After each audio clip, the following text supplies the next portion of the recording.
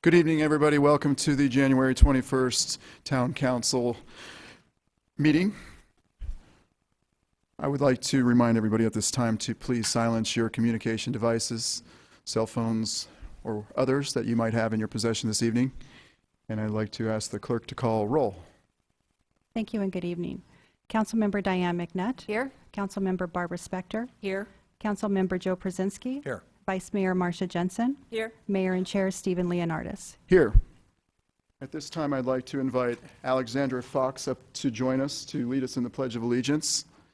And while she is coming up, I will say a few words about her. Alexandra Fox is a 10th grader at Los Gatos High School. She's the Chief Petty Officer in the Naval Sea Cadet Corps. Her favorite activities are attending the Sea Naval Cadet Corps military training throughout the United States during winter and summer breaks from school. Alexandra has volunteered over 100 hours in the past 2 years. She's responsible for the Operation Care and Comfort annual Halloween candy collection for the troops in Los Gatos for the past 2 years. In 2013, she collected more than 500 pounds of candy from the citizens of Los Gatos for the troops. Alexandra is very involved in Los Gatos High School sports. This year, Alexandra was on the varsity field hockey team and the lacrosse team. She played JV soccer in the 9th grade and was the JV MVP goalie of the league for the varsity in CCS. Alexandra is the youngest Chief Petty Officer in the 50-year history of the Moffett Squadron Naval Sea Cadet Corps, and only the 4th female ever to hold that position. Please join me in welcoming Alexandra Fox to lead us in the Pledge of Allegiance.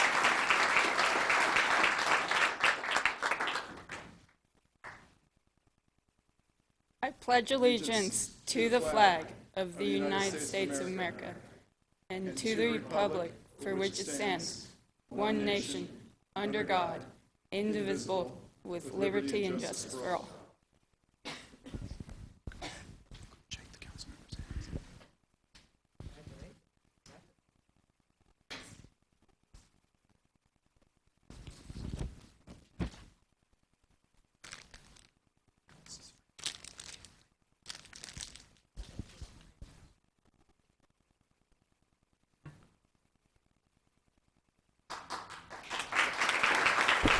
Thank you, Alexandra.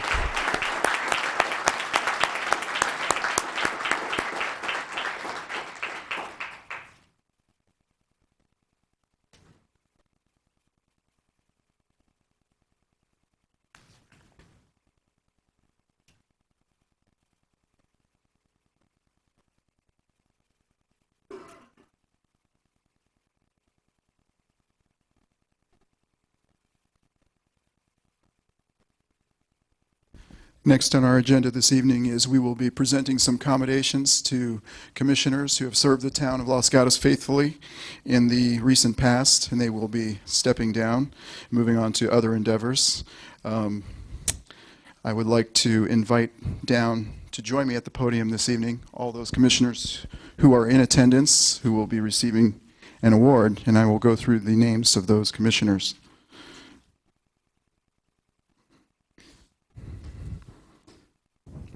On our Arts and Cultural Commission, we have Melissa Ann Warren and Marcy Reichen. On our Community and Senior Services Commission, we have Tony Blackstock. On our General Plan Committee, we have Joe Przinski. On our North 40 Specific Plan Advisory Committee, we have Bob Byer, Barbara Cadillo, Charles Erickson, James Foley, Matthew Hudeas, Todd Jarvis, Tim Lundell, Dan Ross, Mariko Sayak, Barbara Spector, Deborah Weinstein, Gordon Yamati. On our Parks Commission, we have John Lambert. And on our Planning Commission, we have John Bourgeois. In our Transportation and Parking Commission, we have Melanie Hansen. So you can all join me up front, and I will present your accommodations to you, those who are in attendance.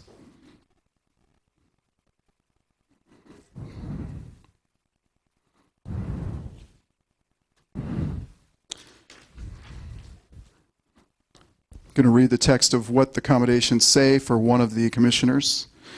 Whereas Melissa Ann Warren served the town of Los Gatos as a member of the Arts and Culture Commission from January 2013 to December 2013.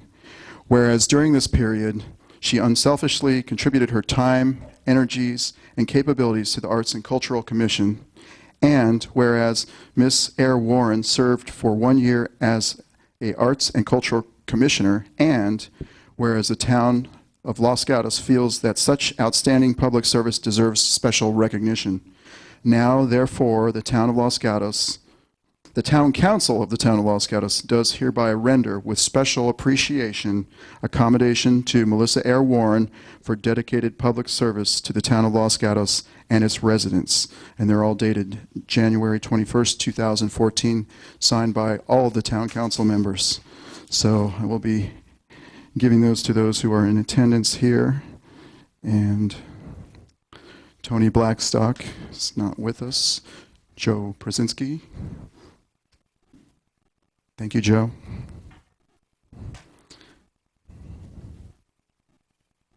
Bob Byer.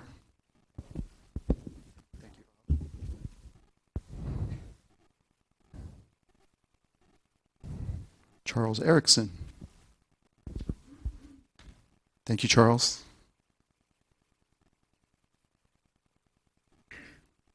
Jim Foley, James Foley. There you are. Thank you, Jim. Matthew Hudays is not here. Todd Jarvis. Thank you, Todd. Tim Lundell. Thank you, Tim. Mariko Sayak. Thank you, Mariko. Barbara Spector. Thank you, Barbara. Deborah Weinstein. Thank you, Deborah. John Lambert. John Bourgeois. There you are. Thank you, John. And Melanie Hansen. Thank you, Melanie. Please join me once again in applauding all these commissioners for their service to the town of Los Gatos.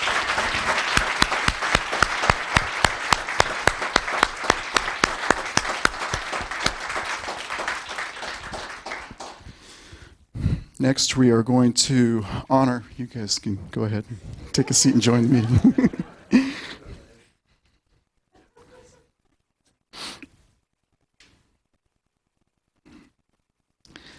Next, we're going to try something new this year for our meetings. It is labeled Small Business, Big Applause, and the concept is to honor small businesses, the mom and pop types who are located in Los Gatos. And these are businesses who have been contributing to our community and serving our residents for many years, in some instances, decades.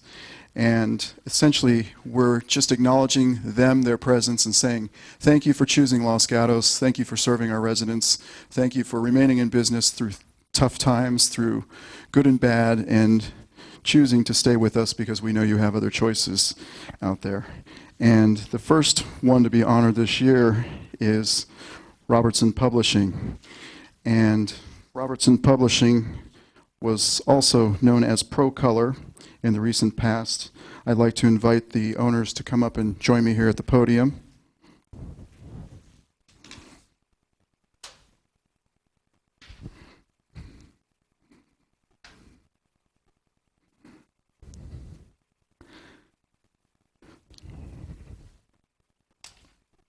Again, we're going to present them with accommodation, but I want to say a few words about Robertson Publishing and ProColor.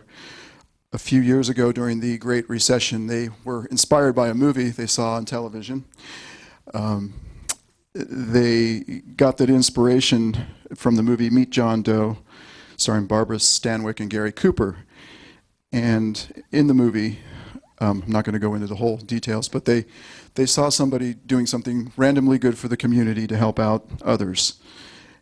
And Robertson Publishing decided that They would help out local businesses in town by providing them with a free poster, the layout, the setup, the mock-up, a 2x3 poster to any business in town that wanted one for free, just to help them get their business name out there and have them be recognized during tough economic times, free of charge. And I thought that was quite remarkable to extend that invitation. This is a multi-generational business. It's been in Los Gatos since 1946. I'm going to read the accommodation, and I'm going to invite you to have a couple words. Whereas Robertson Publishing began serving customers in 2007 after branching off its sister company, 1-800-PRO-COLOR, Incorporated, a family-owned business that has been in Los Gatos since 1946. Whereas both Robertson Publishing and 1-800-PRO-COLOR, Incorporated continue to operate and serve customers from the same location as complementary businesses. Whereas Robertson Publishing assists authors in Los Gatos and across the country in manuscript preparation, book publishing, full distribution and fulfillment, and sends quarterly royalties to authors based on books sold. Whereas the 1-800-PRO-COLOR Incorporated side of the company offers local businesses free signs, gives discounts on printing service to nonprofits, offers design coaching when needed, and extends discounts to authors. Publishing with Robertson Publishing for promotional materials. Now, therefore, the Town Council of the Town of Los Gatos does hereby render the recognition of small business big applause with special appreciation and commendation to both Robertson Publishing and 1-800-PRO-COLOR Incorporated for years of dedicated service to the Los Gatos community. Let's have a big round of applause for Robertson Publishing and PRO-COLOR.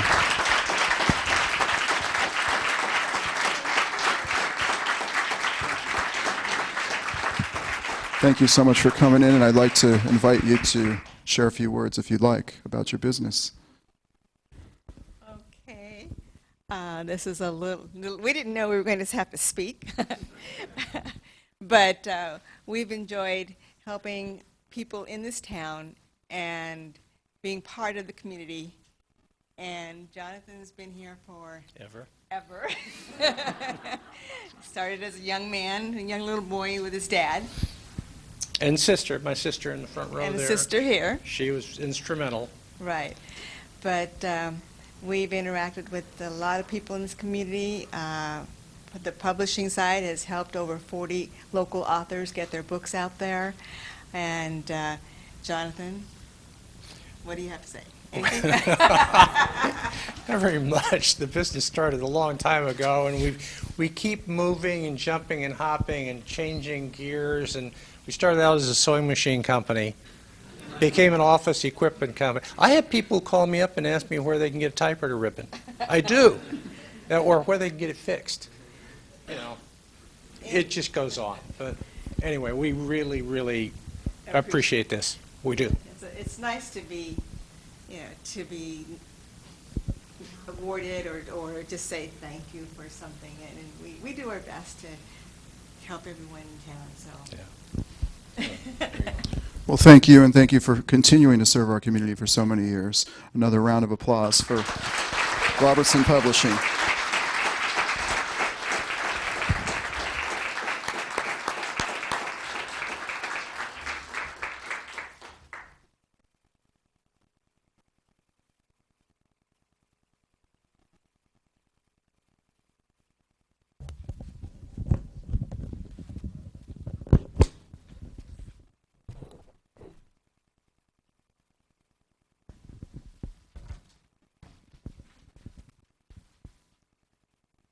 Next on our agenda this evening is our closed session report. Town Attorney? There is no report tonight. There was no closed session before tonight's regular session. Thank you. At this time, I would like to invite the audience to fill out speaker cards. We have more than two opportunities to speak, but we have opportunities to speak on any item not on the agenda, and then we have opportunities to speak on items that are on the agenda. So if you plan on speaking this evening, please fill out a speaker card and turn it into the clerk. Council Town Manager reports. Council matters. Does any member of council have anything to report this evening? Councilmember McNutt. Thank you, Mayor. Last week or the week before, I attended the Cities Association on behalf of Councilmember Brzezinski, who had double booked himself.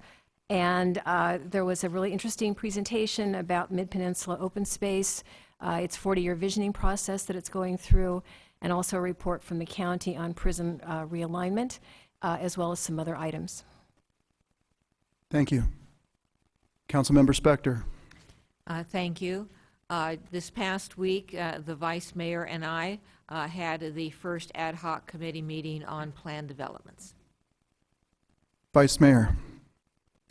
Last week, I attended the VTA Policy Advisory Committee and was given presentations regarding available grants, which Los Gatos is not eligible for because we do not have priority development areas as required by ABAG and One Bay Area governments.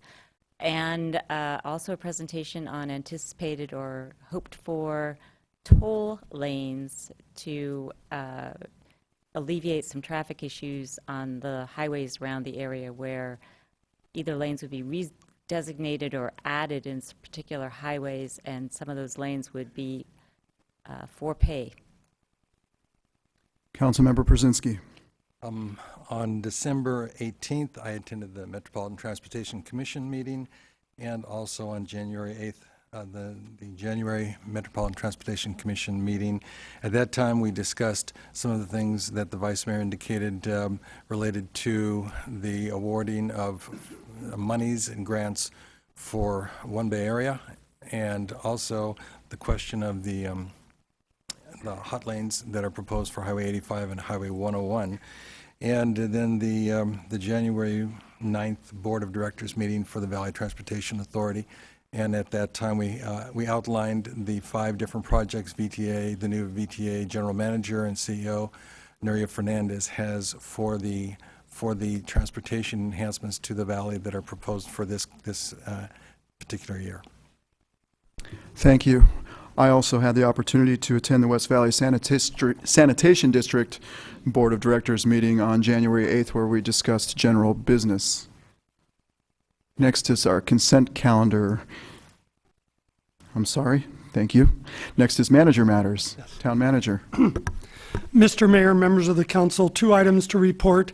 At your next regularly scheduled meeting on February 3rd, we will be having a brief did you know on single-use carry-out bags and the regulation of those in Silicon Valley and starting in Los Gatos on that same evening, February 3rd.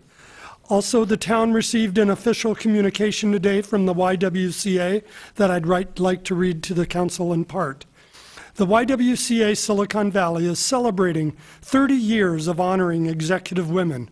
The YWCA Twin Awards have long been considered one of Silicon Valley's most prestigious awards, honoring both women who exemplify excellence in executive-level positions and the organizations which employ them. This event also showcases empowered women while highlighting our honorees as role models as to what all young girls in Silicon Valley can aspire to become. This letter was addressed to former Mayor, current Councilwoman Barbara Spector, and it begins, "Congratulations on behalf of the YWCA Silicon Valley. I am pleased to inform you that you have been selected to receive a 2014 YWCA Silicon Valley Tribute to Women in Industry Award. You will be honored along with an exclusive group of other honorees. You were nominated by Diane McNutt for this award based on the outstanding achievements and critical contributions you made during your tenure as mayor." So I'd just like to share that with the full council.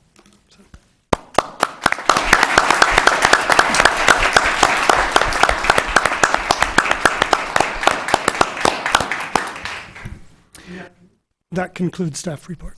Thank you. Now is our consent calendar. Does any member of council wish to pull a consent item? Councilmember McNutt. Thank you, Mayor. I don't wish to pull an item, but I will need to recuse on item number 3 since I own property close to the project area. Thank you. Does any member of the public wish to pull a consent item? Seeing none, look to the council for a motion. Vice Mayor. I would move approval of the consent calendar consisting of items 1 through 5 of our agenda. Second. We have a motion and a second. All in favor? Aye. Aye. Passes unanimously.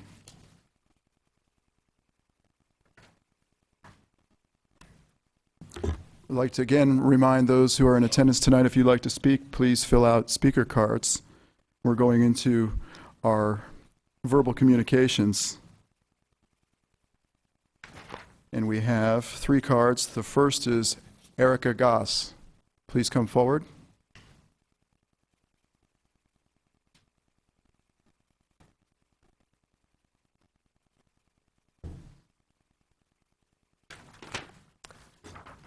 Hello, members of the council. I'm Erica Goss, your poet laureate, and I wanted to announce that I have a new show on KCAT TV.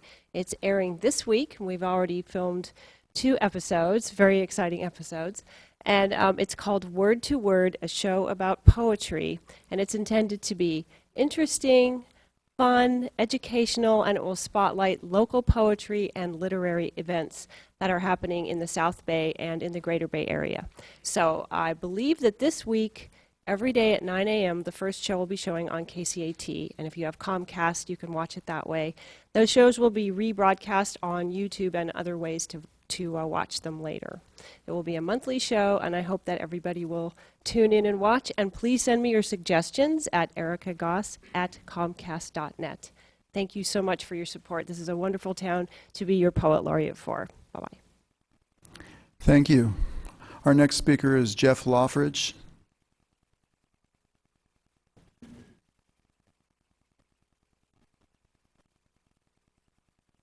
Hello, my name is Jeff Lockridge from Los Gatos.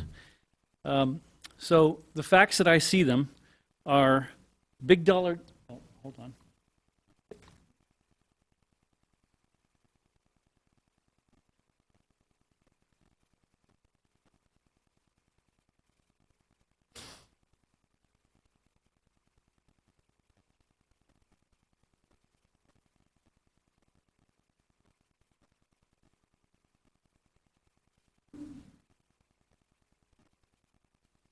I did get it in on time.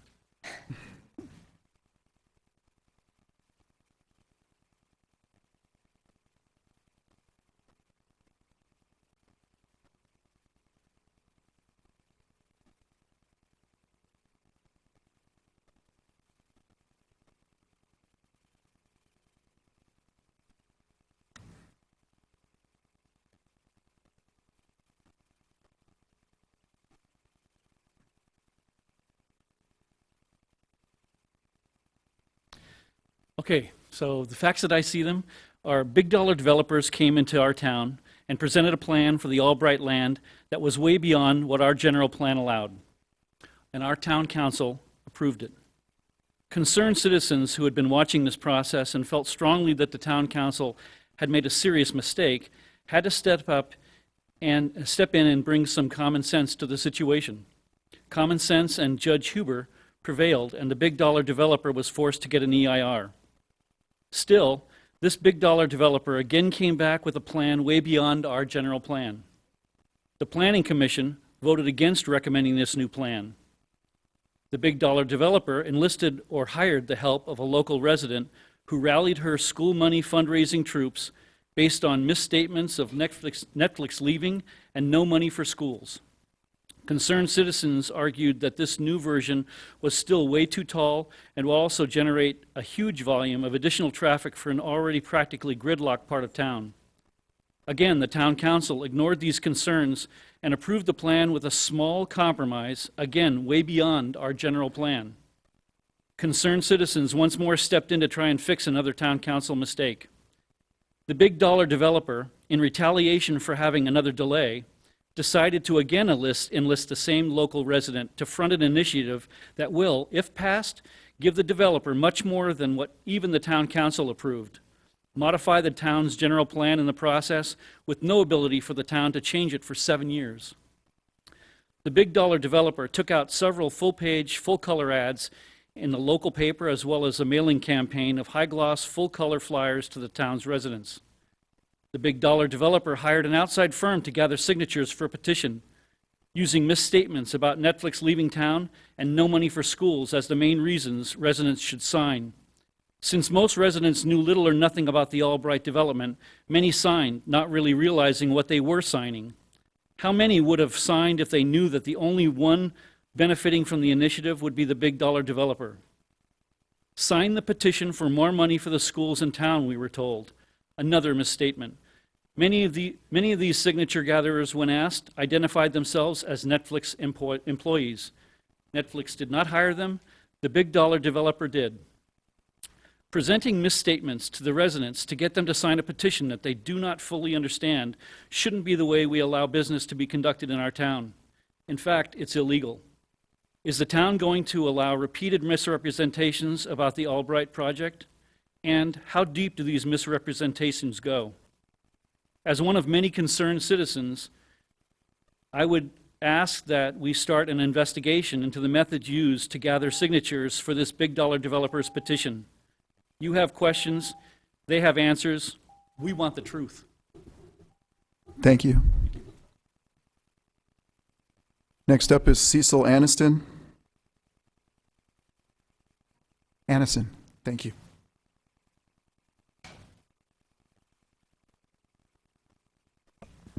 Good evening, Council.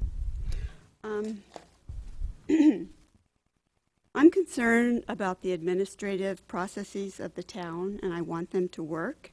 And I'm concerned about the precedent that this ballot initiative would set if passed.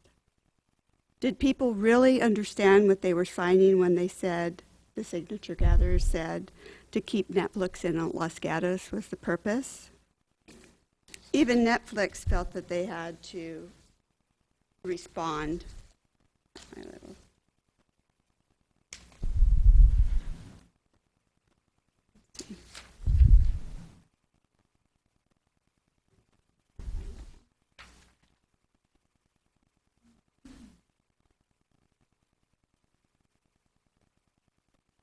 Netflix responded by putting an article in the local paper. Said, we love Los Gatos, we intend to stay here. What the petition gatherers didn't, or the signature gatherers didn't mention is that Netflix already has signed a 10-year lease with the developers, that they only need about half of the space of the 485,000 feet. They only need about half of that. The misrepresentation of the signature gatherers is a concern to me, especially if that proposal passes, that the town's process is circumvented and our general plan is affected by it. That's all. Thank you.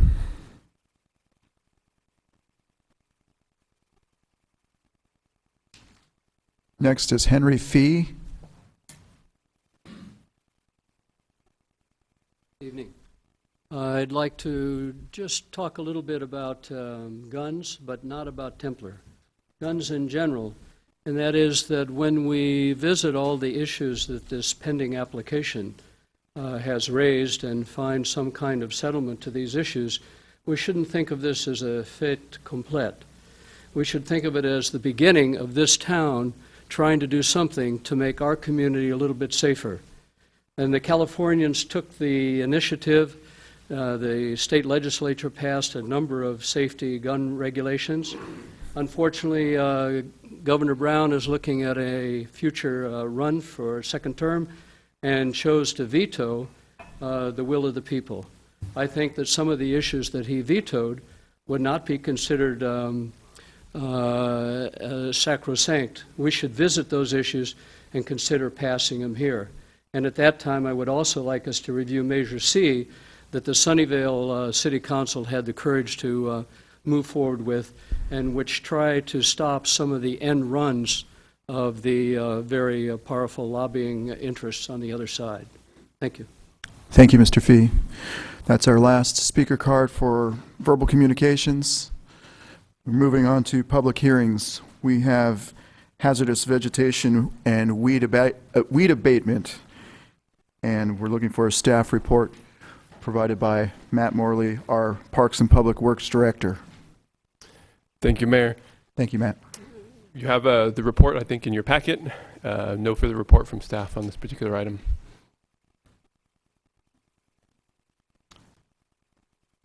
Excuse me? I'm sorry. I think we just need to open the hearing, allow for individuals to come forward if they need to. Okay. This item in particular is a weed abatement program that we have with the county to abate nuisance weeds. It follows an action that council took late last year. Okay. Thank you. So, questions from council? Seeing none, any member of the public wish to speak on this item this evening? Please fill out a card. Seeing none coming forward, that concludes our staff presentation and public hearing. Looking to council for discussion or a motion on this. Vice Mayor. I'd make a motion for approval of the weed abatement program as contained in Resolution 2013-050, Attachment 1 in the staff report. Second. We have a motion and a second. All in favor? Aye. Opposed? Passes unanimously.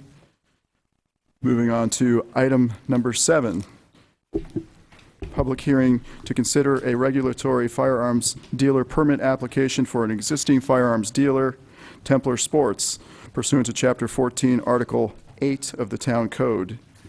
Property location 611 University Avenue. Applicant Robert Chang. Do we have a staff report? Yes, we do. Mr. Mayor, there is a desk item that's been submitted to the council with additional public comment and responses to council requests. And the staff report will be made by Director of Community Development Sandy Bailey and Police Chief Scott Seaman. And both the town attorney and I are available to respond to additional questions and comments as well. Thank you. Bailey? Okay. On August 5th, 2013, Town Council adopted an ordinance to establish a new regulatory permit process for firearms seller in Los Gatos. Pursuant to this ordinance, a firearms dealer was required to file a regulatory firearms dealer permit application within 60 days after the effective date of the ordinance.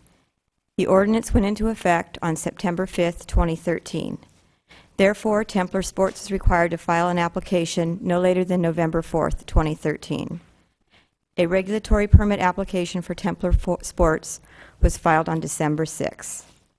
This permit is required to be reviewed and investigated by the Director of Community Development and the Chief of Police, who would each provide a recommendation on whether or not the application could be approved. If the application is approved by Town Council, the permit is effective for 1 year from the date of approval. The permit is renewable in the same manner provided for issuance of the initial permit, which includes a public hearing. Pursuant to Town Code, the Director of Community Development is required to review the application to determine if the business meets all zoning requirements and any other rules, regulations, or policies of the town. As noted in Attachment 3 of your report, the Director of Community Development found that the application could be approved by council in that it met all current requirements of the town. As a reminder, Templar Sports is a non-conforming use and has until November 6, 2017 to either change its status to a conforming use or to cease their use. I will now turn the presentation over to Chief Seaman. Mr. Mayor, members of the council, Scott Seaman, Police Chief. The police department's role complements the role of community development. Our responsibility is to look at a specific area and conduct an appropriate investigation based on that direction. That direction specifically is to determine if any of the applicant's employees or agents have been convicted of a felony or misdemeanor offense involving theft, dishonesty, violence, or moral turpitude, and whether the possession or sale of firearms by the applicant would constitute a violation of state or federal law. And those are essentially the guidelines that the California Department of Justice and Bureau of Alcohol, Tobacco, and Firearms use as their basis for determining whether or not a person can be a licensed federal firearms dealer or possess a certificate of eligibility by Department of Justice.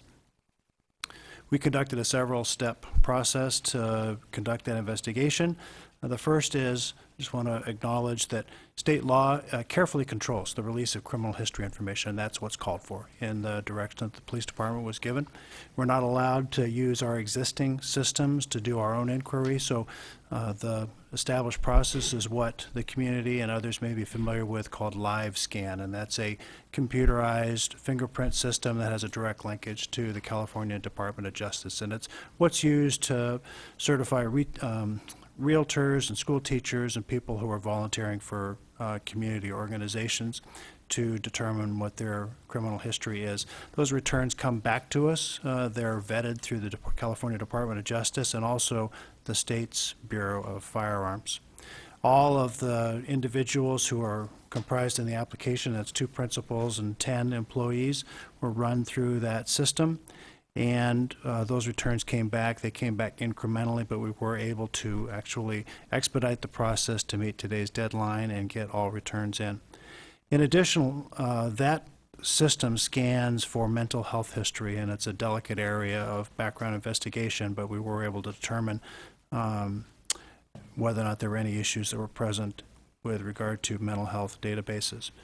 We also specifically contact the Department of Justice at the state level and the Bureau of Alcohol, Tobacco, and Firearms to see if they had any adverse information about the business.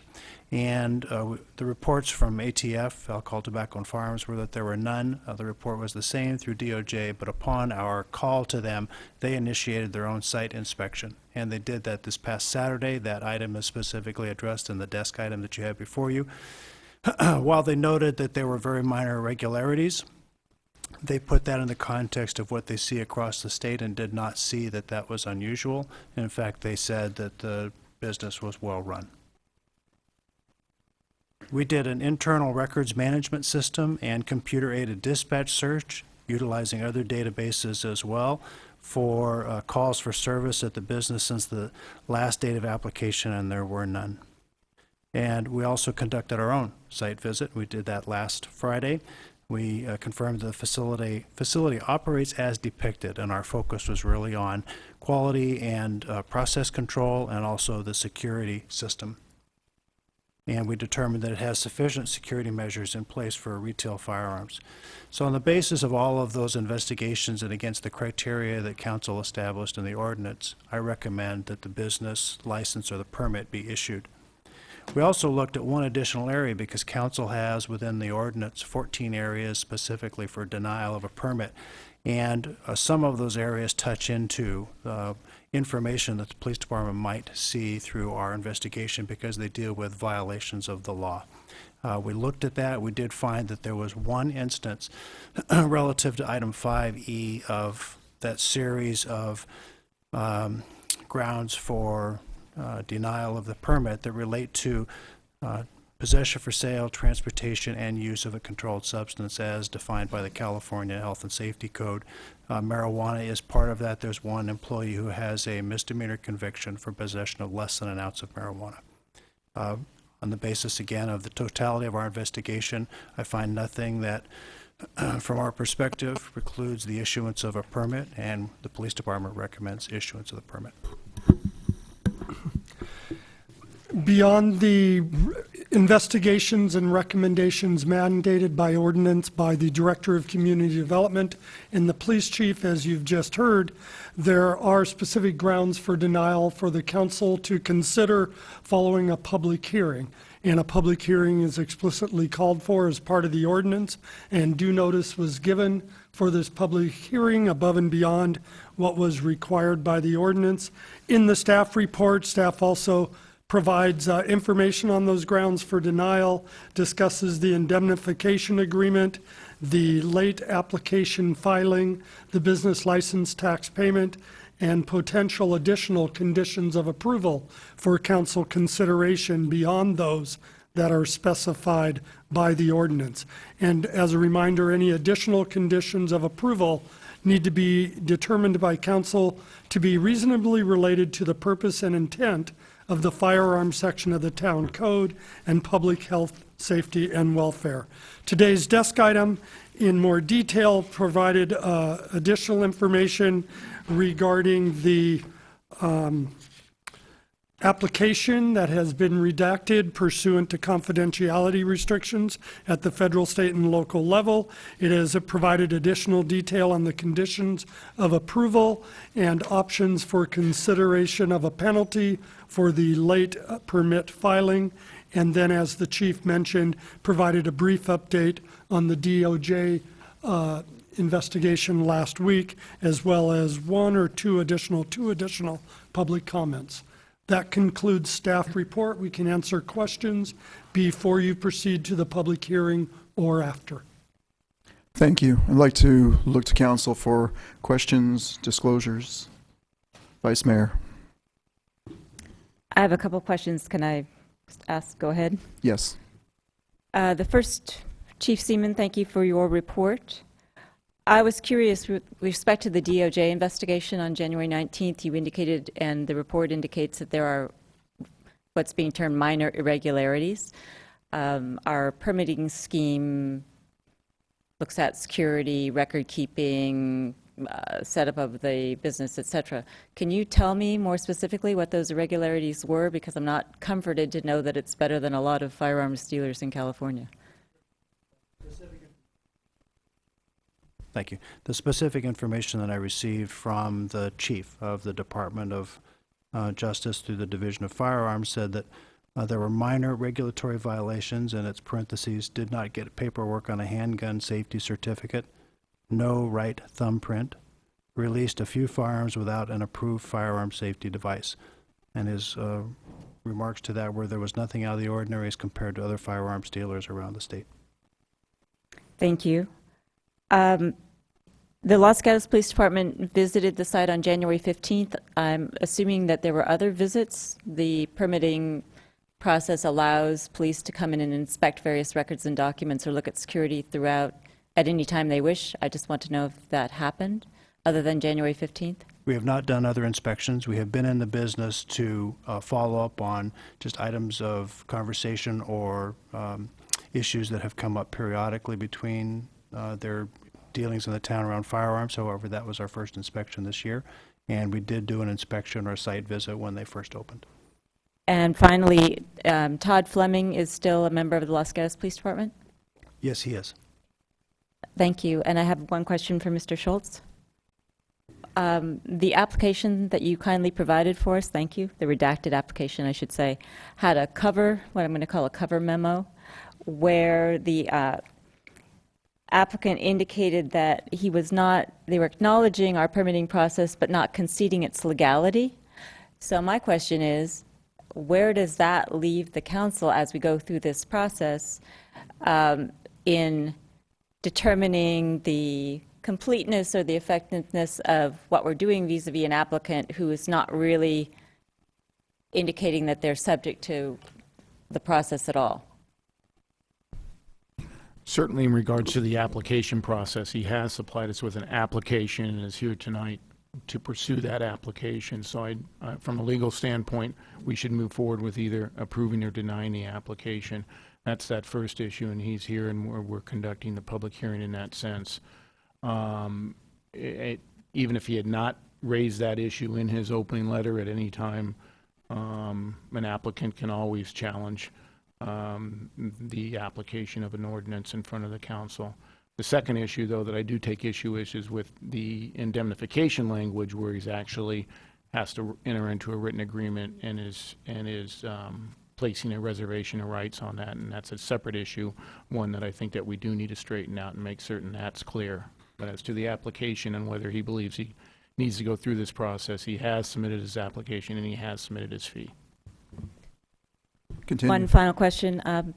Since you brought up the indemnification, there is a suggestion regarding language to be added to what's been proposed by the applicant.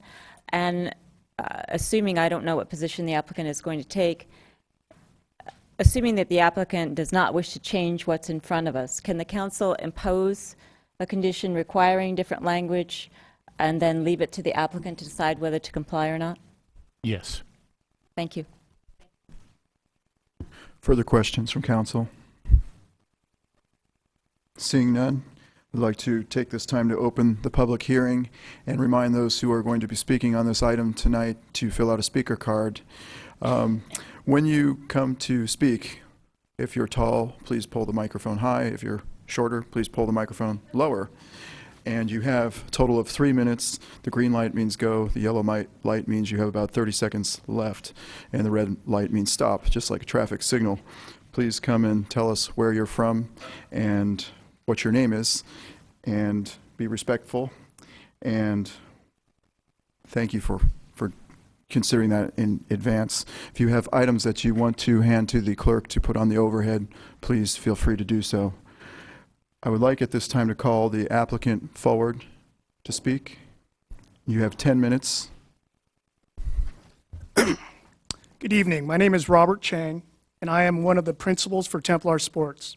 I want to take a moment to thank the council, mayor, vice mayor, town staff, chief of police, department staff, and town attorney, or attorneys at this point, for their efforts in regards to the process in working with Templar.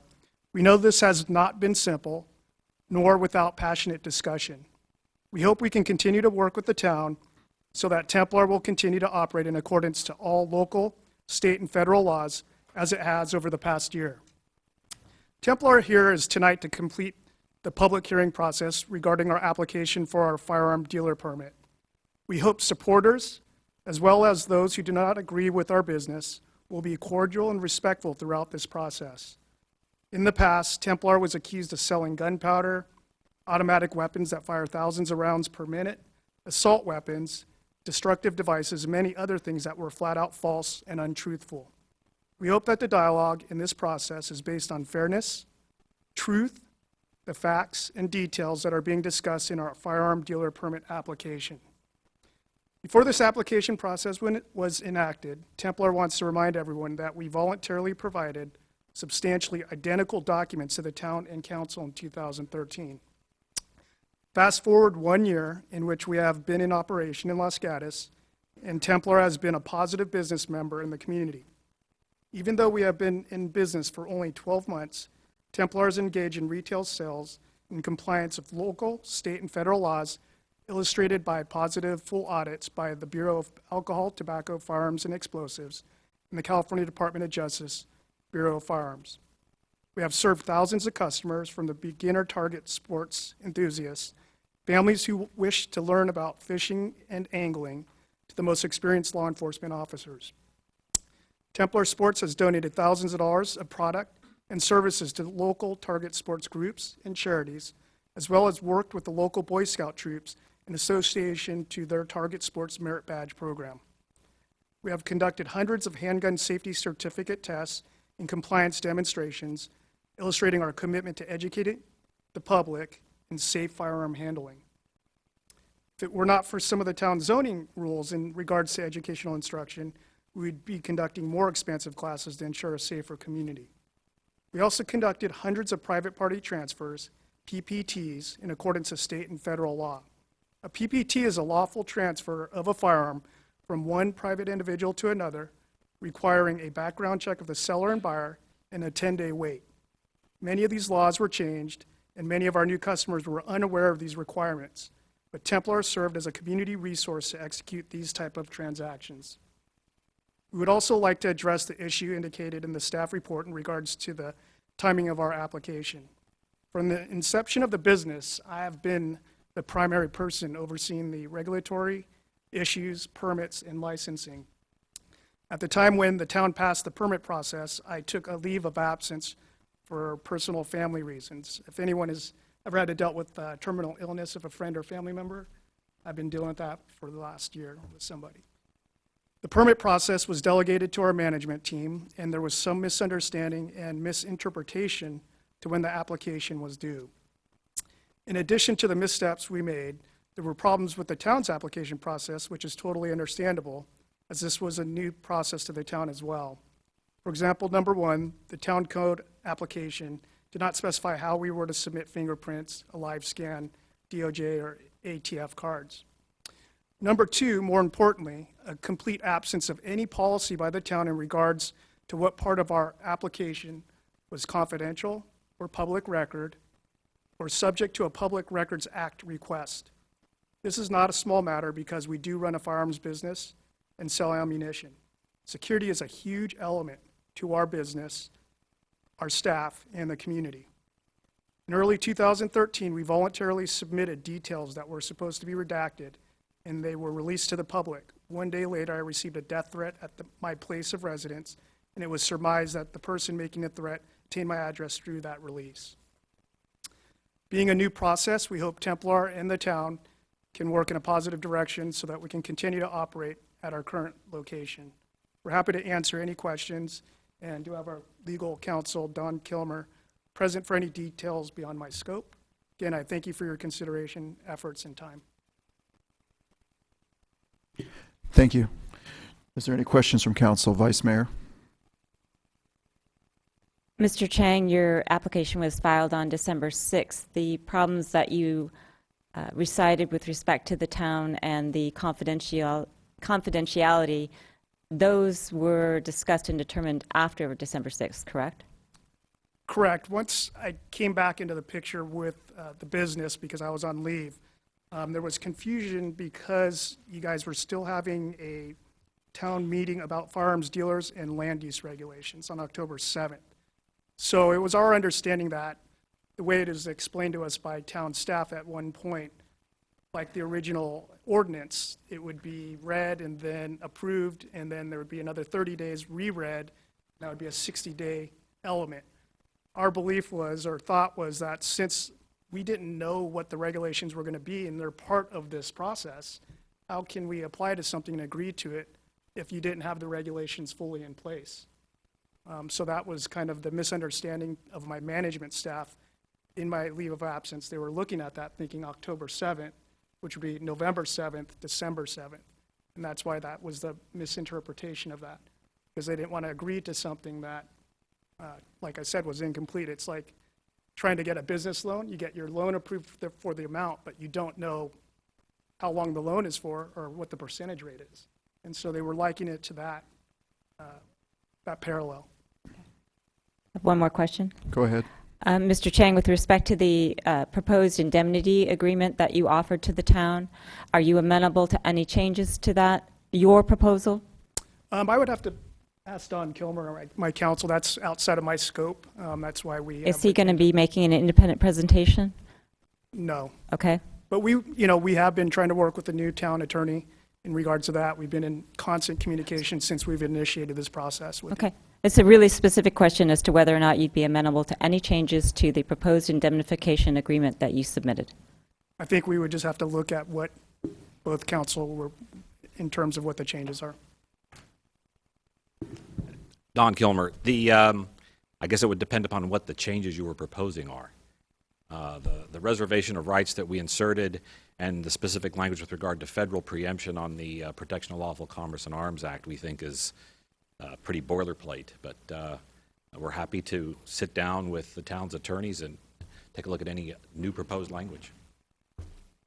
While Mr. Kilmer's still at the podium, Mr. Schultz, would it be appropriate to read him the language that was proposed to us and ask if that's acceptable?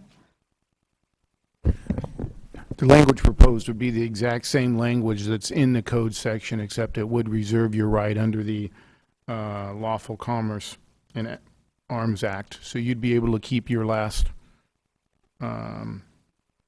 sentence or two in there, but you would not be able to change the wording of the indemnification clause where you've changed it from the operations of the business to basically only being the indemnification and hold harmless only deals with false information that's provided in the permit. And I believe, as we discussed, there's other cities that have used the same language that we have in our indemnification language. So it'd be the same indemnification language, but it would preserve your rights under the Lawful Commerce and Arms Act.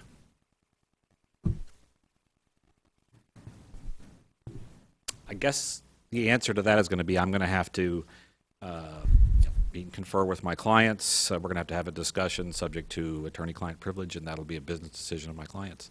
But we're happy to, if that's the decision of the council, that they won't accept anything but this new language you're proposing, we'd like to see the entire new proposal in writing And I promise to get back to you within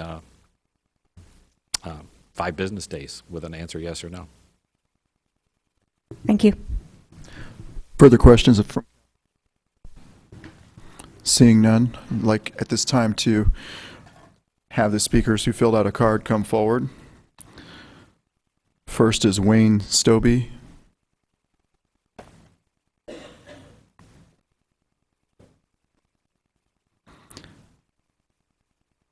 Lauren Liu.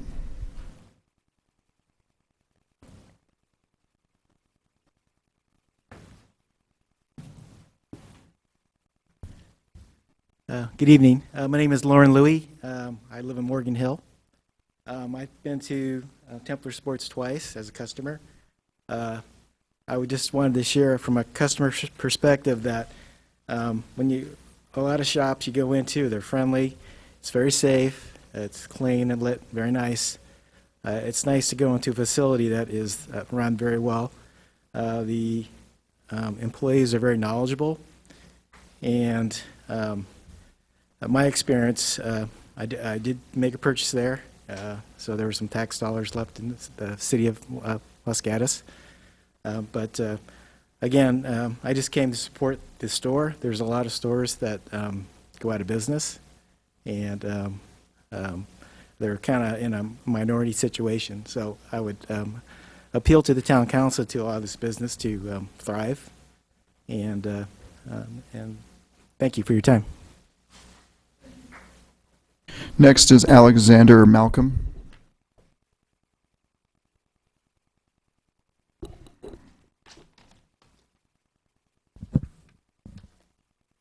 Good evening.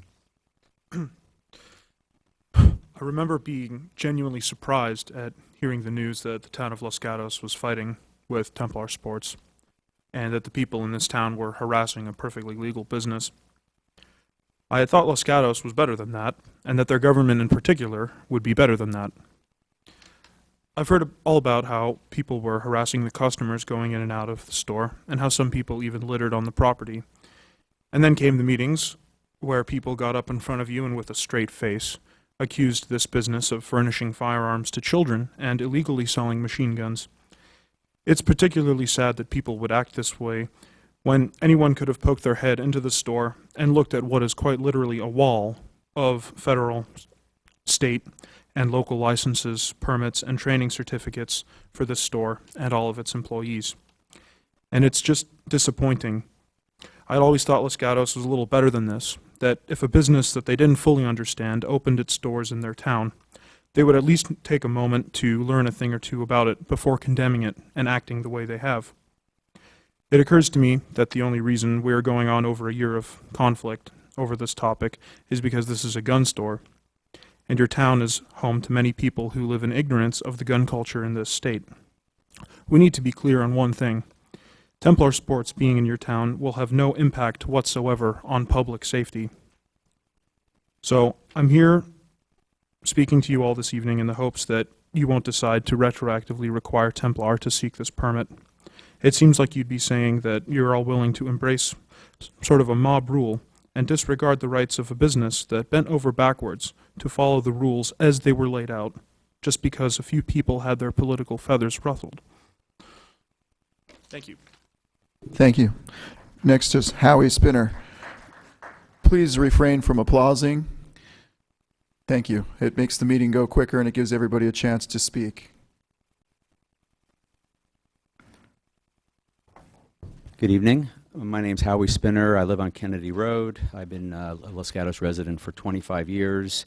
I've been kind of following the Templar Sports thing, I don't know, word of mouth and in the Los Gatos Weekly and things like that. And tonight I wanted to come and speak. I'll try to keep this way less than 3 minutes. For starters, I'm not a gun owner. I have friends who are gun owners. I certainly respect them. They're very responsible people. They're business owners. They're family men and family women, very responsible. As a business owner myself for 28 years, I know how hard it is, especially in this economic environment, to keep a company going, keep payroll happening, and I think that Templar Sports should focus on their business, on their customers, on their payroll. You know, they're an employer, which is phenomenal. I like learning about the training and certification program. I know that when you increase the knowledge of somebody in a particular area, a child, a grown-up, that their responsibility comes up. Whoops, sorry about that. And that's what I think that's what we really want to achieve here, is we want to have people be more responsible with, in all areas of their life. You know, we can get into alcohol if we want to, but this is about Templar sports. So increased knowledge equals increased responsibility. And good job. Thank you.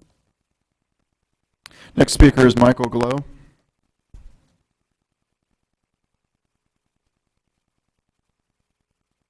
With the exception of the last speaker, I believe the prior two speakers were not from Los Gatos. I'd like that taken into consideration.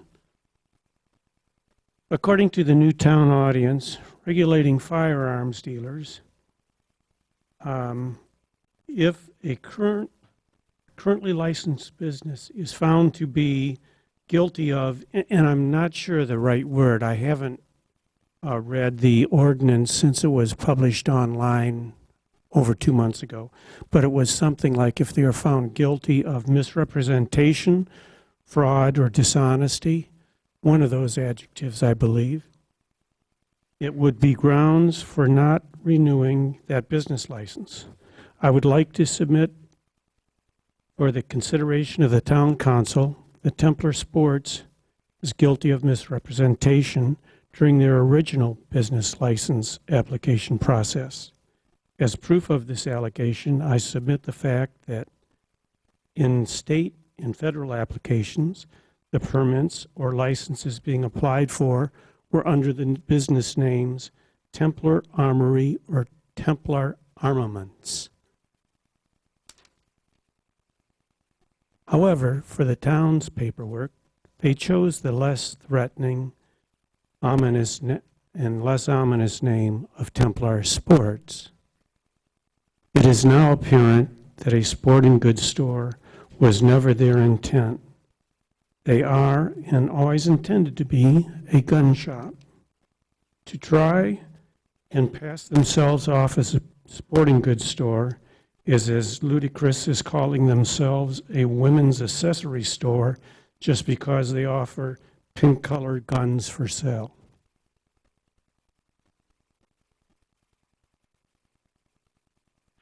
Please refrain from applauding. We have a lot of speakers this evening who would like to speak, and we would like to give everybody an opportunity to do so. The next up is Deborah Weinstein.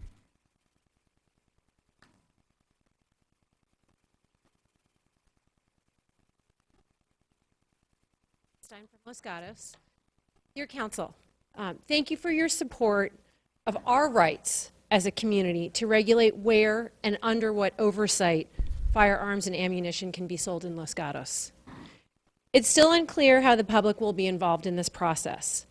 I believe we were all expecting a little more than 2 business days to review the materials and a little more than 3 hours to review the redacted application. As the public hearing is part of a legal approval that's required now to sell firearms and ammunition in Los Gatos.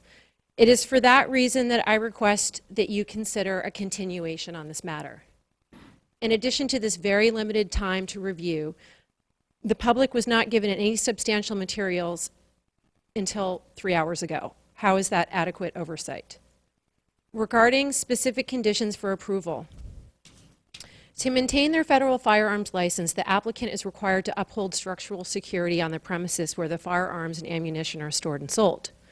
But how is it possible that there has been a broken window at 611 University Avenue for over 4 months? And is that a security breach? And why has that not been addressed? Why is that security concern not included in the report from the police department? Has the ATF been notified of that broken window? How does that affect the security of the firearms and ammunition being held in stock? And what is being done to address that? In addition, questions were raised this fall regarding oversight of weapon sales. How is it possible that a weapon was sold to an individual who had a restraining order? How is the oversight of future sales being handled, not only to protect town employees, but other community members? And on the lateness of the application, The town of Los Gatos has many examples of late applications actually being denied.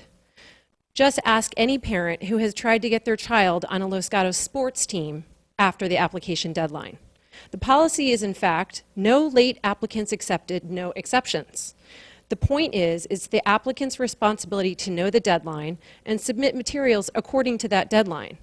In many cases, a late application is in fact denied. At the very minimum, the applicant should be fined as a condition of approval as outlined in the staff report. Finally, I would urge you to continue this matter and provide the public more time and materials to actually perform a review. And if and when it is approved, to include the elements that are outlined in the conditions of approval in letter G of the staff report, and many of those in attachment 5. Thank you. Thank you. Next speaker, Jess Guy.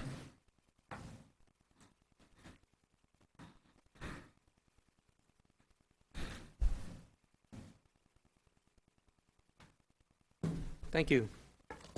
Mr. Mayor, Council, Jess Guy, I'm from Los Gatos. About a year ago, we started talking about Templar. Some of the same arguments have arisen again that have already been discussed and passed on. But in the past 12 months, I haven't seen personally any major crime increase in the area. I haven't seen any major incidents, no neighborhood disasters around Templar at all. Realistically, there have been no violations of federal or state laws in the past 12 months. So the question is, what have we learned? We learned that town council wasn't satisfied with federal and state regulations that already existed, that the town council decided they were going to pass their own laws, somewhat muddled, if I may add. The time and expense to hold those hearings during the original cacophony of activity around Templar and all of its application processes took up a lot of town time, a lot of town effort, and a lot of town expense. The town passed a zoning ordinance which by 50 feet created a non-conforming status for Templar. 50 feet, that's, I don't know if that was intentional or not, but somehow in the back of my brain I have suspicions, just as I wonder who really broke that window. Now we have a yearly public meeting for a renewal, and we're going to have a yearly public meeting if it passes again every 12 months for the next 4 years until the 4 years are up. I don't know if it's really worth it for the town council to listen to people talk about the same type of materials that came up before. I don't know if the town council might consider some of these things a witch hunt. I certainly do. Finding Templar somehow as being responsible for any delays in the application, I think Mr. Chang pointed out quite clearly. There were a lot of things the town council had to learn as it moved along during this time also. It was a new process. There were no regulations in place. It took over 6 to 8 months for this council to come up with what few regulations it passed. So anything along these lines, I think, has to be taken into consideration. 2 department heads for this town have recommended approval for this renewal. I would hope the town council to listen to them and follow their suggestions. They've been there, they've looked at it, they know what they're talking about. Town council can resolve this issue, at least for the next 12 months, by approving the renewal, moving on, keeping an eye on the sporting goods store or the gun shop, whichever you want to call it, and think about more important things to this town. I think it's ironic that at night when the town council recognizes small business, we turn around and listen to a situation like this for another small business. Thank you. Thank you. Next is James Reese.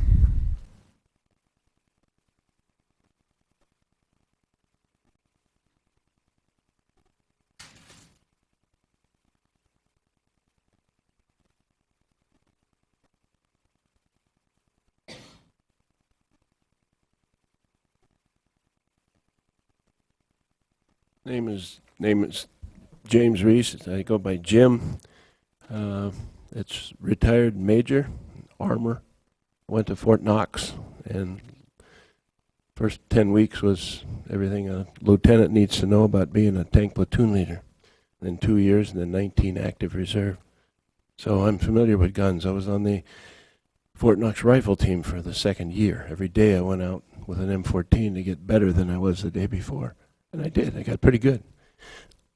After high school and college, rifle training in clubs and ROTC and so forth. So I'm a pro-gun guy, but again, just as ROTC was objected to by some of the students when I was going through, there was no requirement that you had to take ROTC.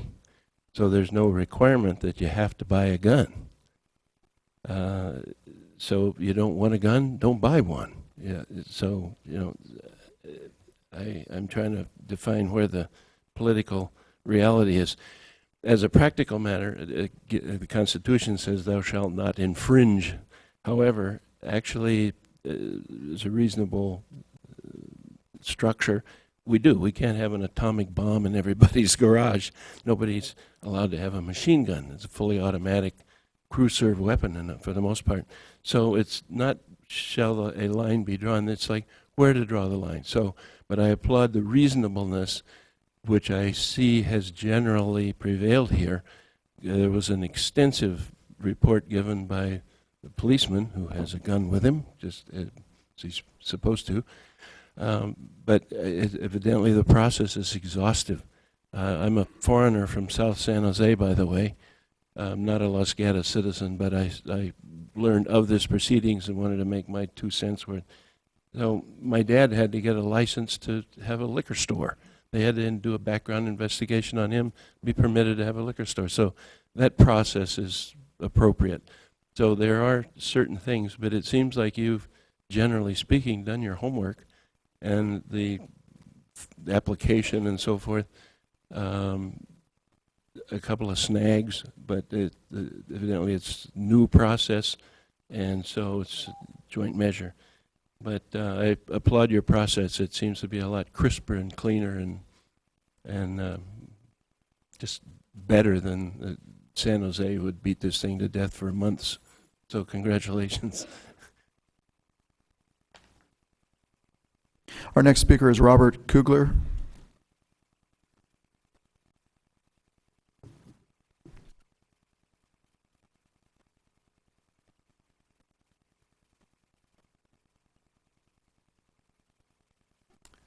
Council, my name is Robert Kugler. I'm here to support Templar Sports. As a business owner, a small business owner that started it with a very small fund and just a partner, and have seen it grow over a period of about 10 or 12 years to a reasonably sized business with 18 or 20 employees. I respect what is being done at Templar Sports and how difficult it is to maintain payroll and to grow your business, and the input that is on families and the families' input in towns. And this is a great opportunity for the council to approve this process and move on to other business. Thank you for your time. Thank you. Next speaker is Lisa Mammal.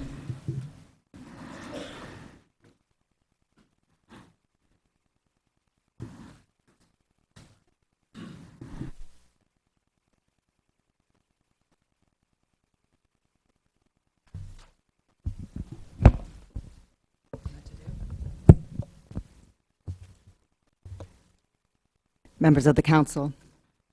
The town council is the steward of the public's trust, the public's safety, and the public's money. It is in this role that the town council placed the condition for a firearms application to include an indemnification provision by the firearms dealer applicant for damages and liabilities that may arise out of the operation of the business. In essence, the operation of the firearms dealer should not put the town in jeopardy.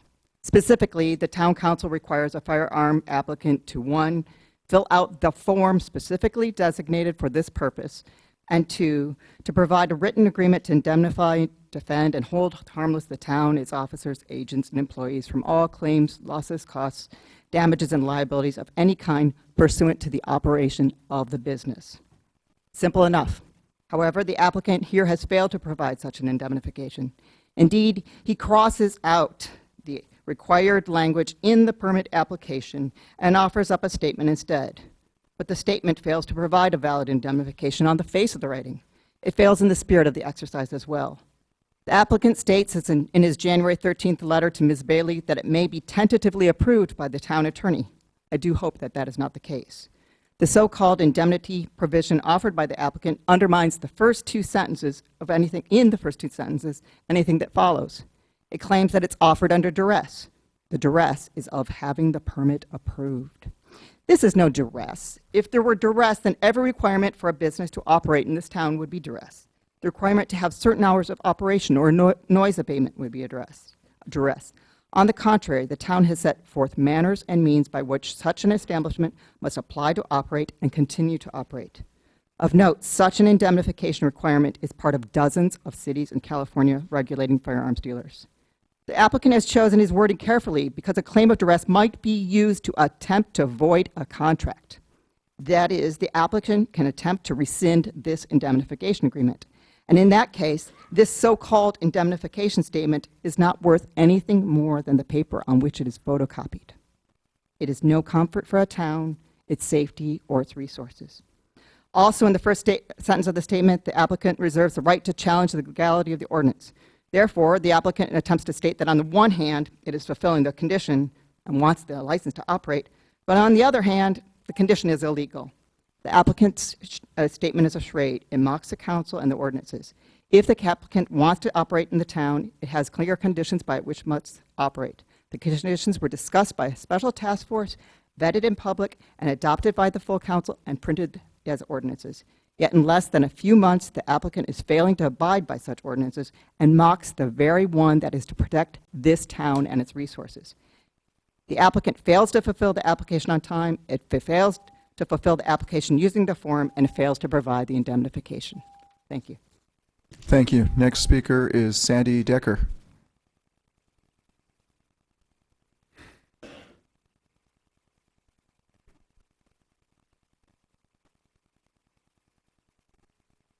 Good evening, Council. Sandy Decker, Glenridge Avenue. An amazing number of people stood up last year and asked for the town's protection against the only store in town that sells a product designed to kill. We all work diligently, creating a firearms dealers' regulatory permitting process, and tonight is our first test.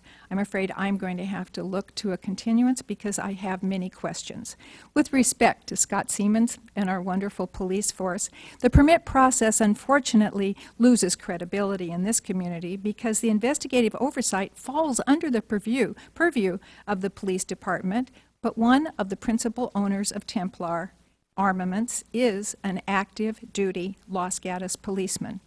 And even if there is no actual conflict, there is at least the appearance of conflict, and I believe we were looking to ensure the most fair, transparent, and thorough review of the permitting process and the ongoing operations of Templar.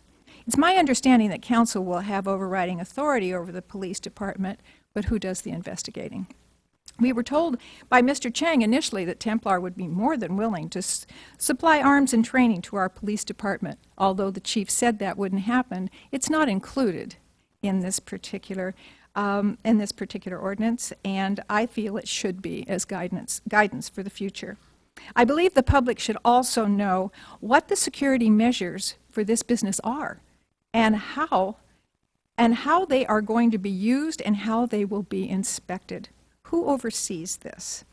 Basically, we need a continuance, if for no other reason than to give the public the opportunity to go through the voluminous desk item that was prepared for tonight. Thank you. Thank you. Next speaker is Helga McHugh.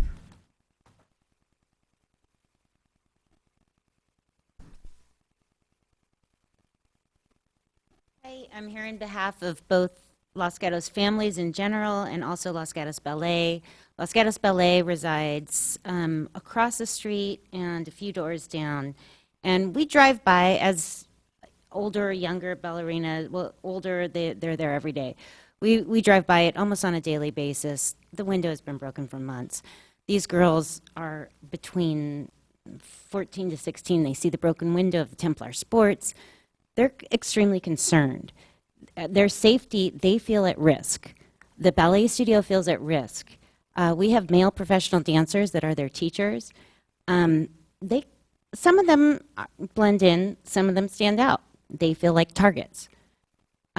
So we desperately behoove you to at least address the broken window, because the broken window makes all of the students, we have ballerinas from 4 years old to 20-year-olds. We have professional ballerinas that come to teach. We need to consider that we need to keep Los Gatos Ballet in our town. It's a high generating, it generates a lot of tax revenue because we pay high prices to go to Los Gatos Ballet. Also, the proximity to trail is, I think, also out of the range, because I think the range of 500 feet it's close. You cross the street, you go down, and the proximity to the trail, which is a public park, is within the range as well. So we behoove you to consider not renewing the license. Thank you. Thank you. Next speaker, Julie Maya.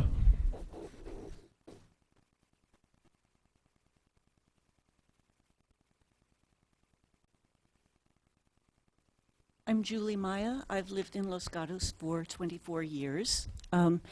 And I am speaking to the council because I would urge you to stop negotiating with Templar Armaments over the indemnification clause.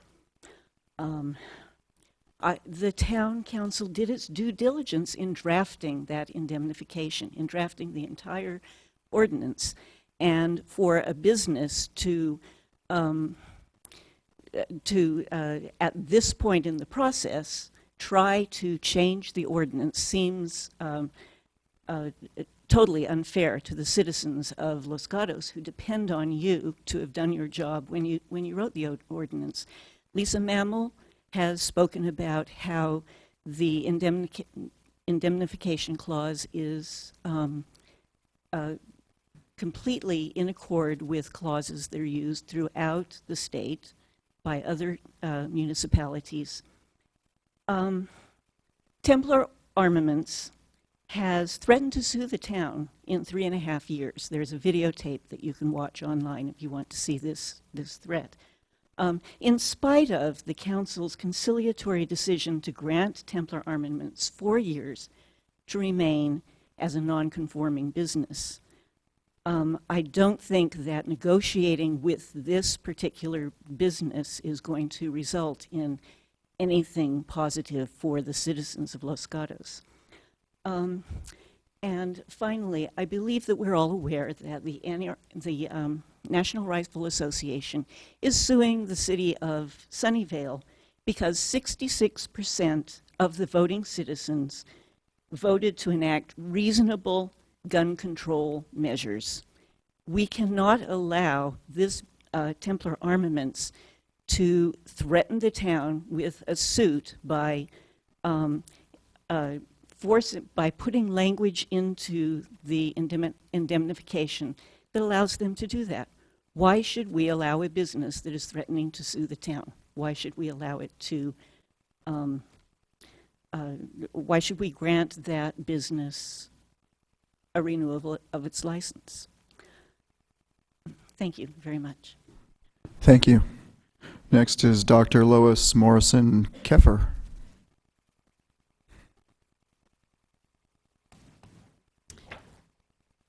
Good evening, Council. I appreciate the opportunity to speak. I hadn't intended to speak, but I feel that I can't not tonight.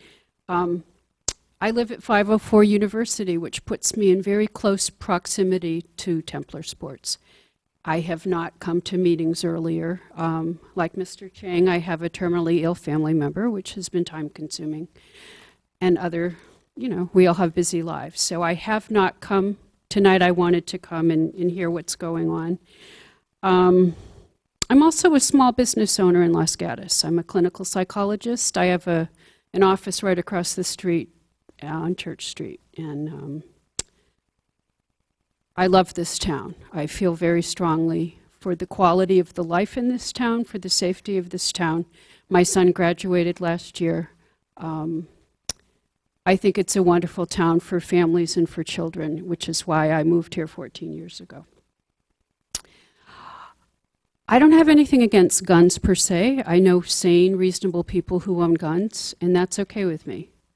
What's not okay with me, my point of argument, is that whenever there's a restaurant asking for a liquor license within reasonable distance of my home, I get a notice that I can come to a meeting and talk about it.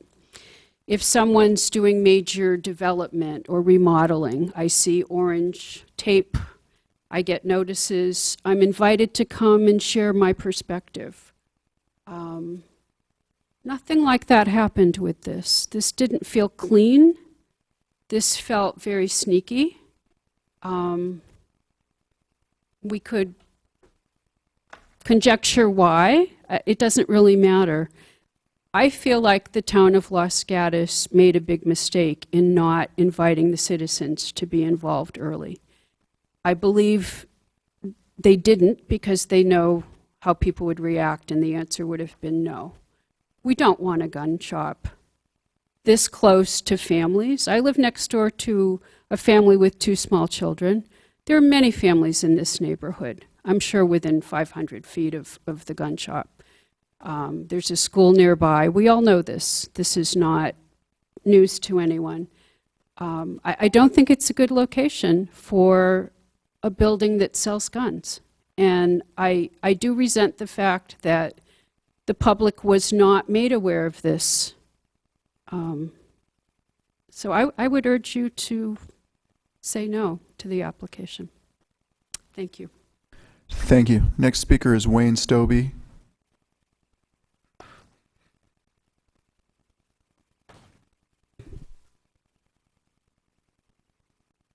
Hello, my name's Wayne.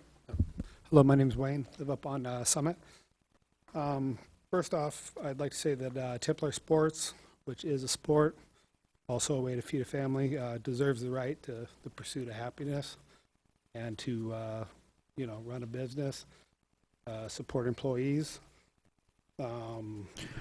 Stobie, we're having difficulty hearing you. I'm sorry. Speak into the microphone. Thank you. Pardon me. Okay. Also, the statement that guns kill that I heard earlier, so do cars, so do cheeseburgers. We shouldn't ban those, right?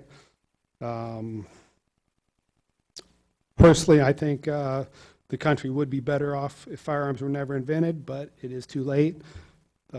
Criminals have them just as much as law-abiding citizens.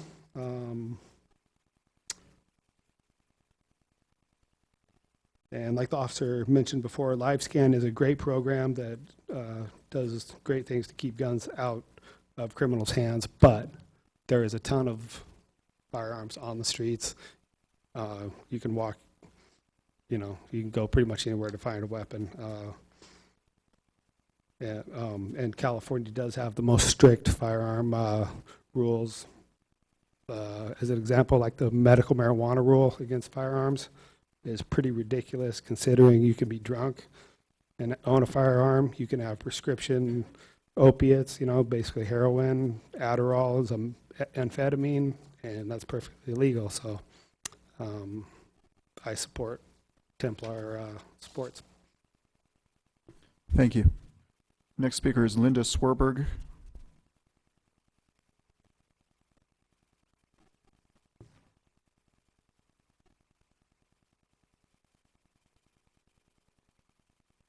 Hi, my name is Linda Swenberg, and I am a resident and parent in Los Gatos. I don't represent the families of Los Gatos. I represent myself, and I represent my family, and I resent anybody else coming up and saying that they represent all the families of Los Gatos when they clearly do not represent me. I feel that Templar Sports is an exemplary business in Los Gatos. They carry products and goods that we cannot get anywhere else in Los Gatos. We have to go, and they're not all guns. We have to go for those products to other towns, to seedy areas of other towns, where I'm telling you, the employees of those businesses have openly cursed in front of me, a married woman, even with my children by my side. I'm very, very uncomfortable with that. Templar Sports, in contrast, is a clean place with employees that are respectful, And I don't feel that I'm treated any differently as a woman. They're not cursing in front of men. They are, it's really a very good business and a great place to be. I want to point out that, you know, there may be legal action in the future. And I'm not associated with Templar Sports, but I'm a citizen of this country as well as this town, and I follow law cases in the news, and it's my understanding, I just read today actually, that on January 7th of this year, a federal judge struck down the ban on the sale of firearms in the city of Chicago. It was a long-standing ban, and it has been struck down. So yes, you do need to keep an eye on that, and there may be cases in the future, and there may be questions of constitutionality in the future. I believe that the town's most important purpose is to protect the public safety of our citizens. Your time as a council and as a police department is limited, and the best resources have to be, including your time, have to be put towards things and opportunities that have the best chance of increasing public safety. I'm not sure that you know, not allowing Templar Sports to continue would do anything to promote public safety in this town. And then, let's see. Oh, I wanted to address the thing about dancers feeling at risk. My children are also dancers in this town. I think that the dance studio that they go to is actually closer to Templar Sports than Los Gatos Ballet. They don't feel, and they've been going to it since before Templar Sports opened.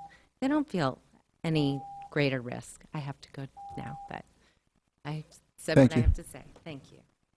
Next speaker is Douglas Snyder.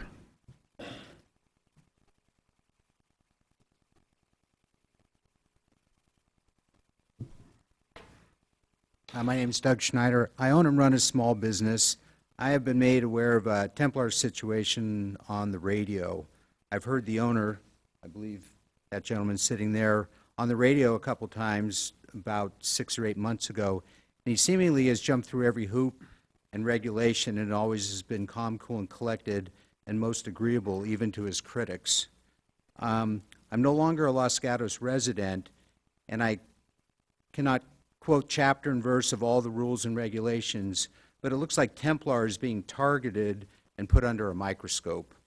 I'm sure if we looked into the city and its rules and regulations, as well as most other businesses here, I'm sure we can find outnesses galore. It just seems wrong to target him just because he sells a product that many people do not like. This business seems to be an unfair target. How many other businesses are put under this scrutiny on a yearly basis? I would say yes to this application. I would say yes to just leaving him alone unless he does something illegal. Thank you. That is our last speaker on this topic, unless there are any other cards.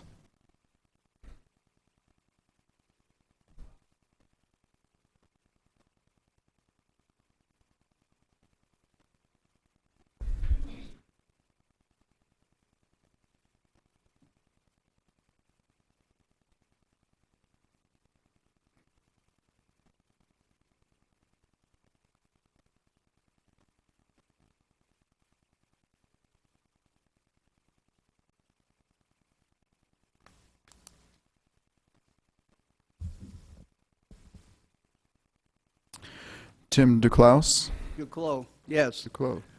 I moved from San Jose 4 years ago because I wanted to be away from some of the elements in San Jose.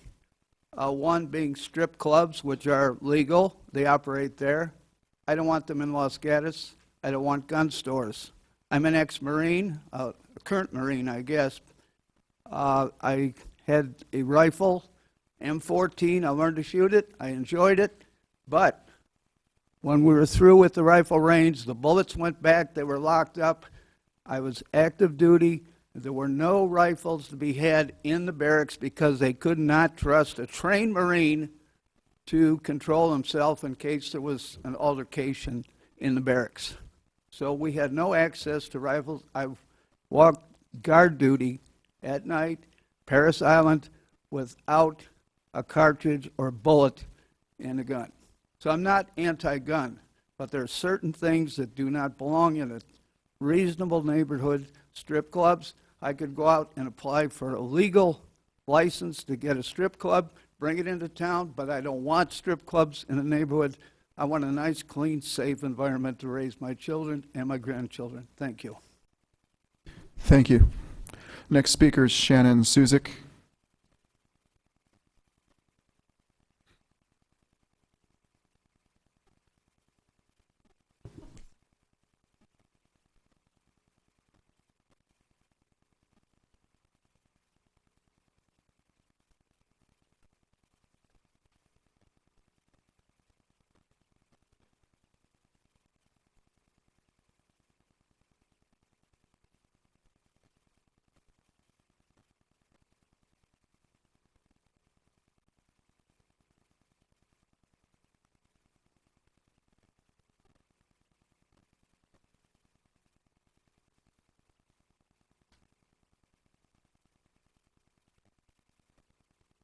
Good evening, Mayor and Council. Thank you for a new year. Some same faces. Thankful that two of our Los Gatos boys that are at Purdue, that are friends of my son, were not one of the victims, was not the victim today, and sending prayers to the family there. Thankful for the ordinance language that everyone worked so hard for. My comments have changed dramatically since this morning with the large desk item uploaded at the very last minute with a highly redacted application that enlightens almost no one. The thoughts and concerns have not changed. And this is really not the venue for discussing about, I think, the business is in place. This is a reaction, and this is part of the process, is the renewal of the application that was not given due public notice last year. So a couple of things. The conflict of interest issue remains. We have a police chief who is extremely competent, but he is in charge of monitoring and overseeing one of his own employees. There's no stronger brotherhood. Let's don't kid ourselves. Okay, that's an issue. Mr. Chang said tonight that he had family matters and that's why the application was late. So a concern I think should be brought forward as to who is in charge of the business when he is not available. Is that someone making, let's just say press conferences where they're saying that they're following people around town? I don't know. No, and I repeat, no response to numerous requests that I have made personally and other people that I know in regards to internet licenses and applications and manufacturing licenses and applications. This is a huge issue across the country right now, internet sales. And it's a large amount of tax dollars. Who's overseeing this? Where is this in the language? It's a gap that needs to be filled. So I printed out one of the postings on Facebook for those of you looking to build your own AR, and I'm just not that knowledgeable about guns, but I believe that's for an automatic rifle. They're providing these items. Now, what is it for? Okay.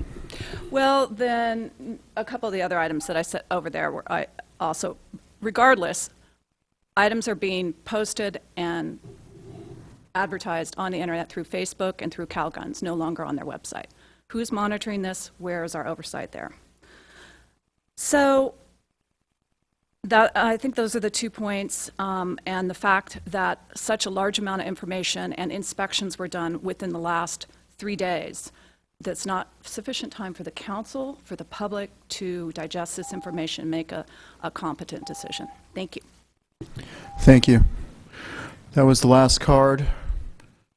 I would like to invite the applicant forward to, you have 5 minutes to add additional comments or thoughts to what the Before public. I start speaking, I would like to try to get something put up on the board, but I don't want the entire document.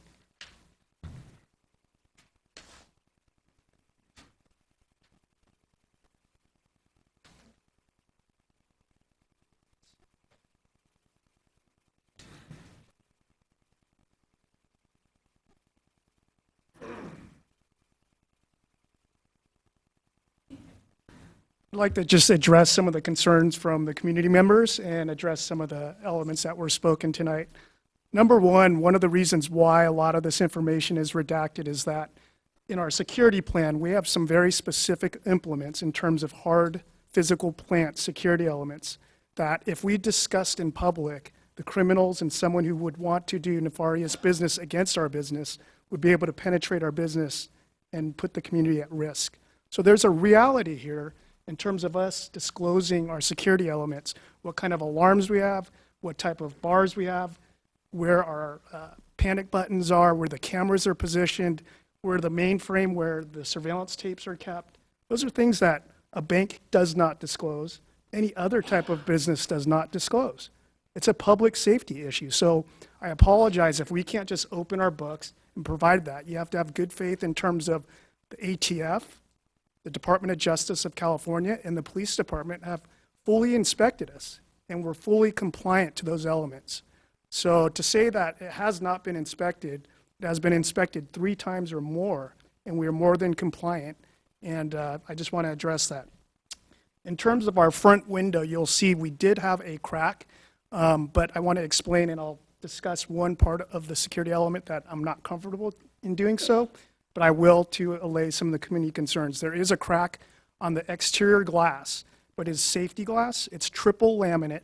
It has high tensile stainless steel wire in it, and on the back end has high-grade steel bars that are more than what is required by state and federal law.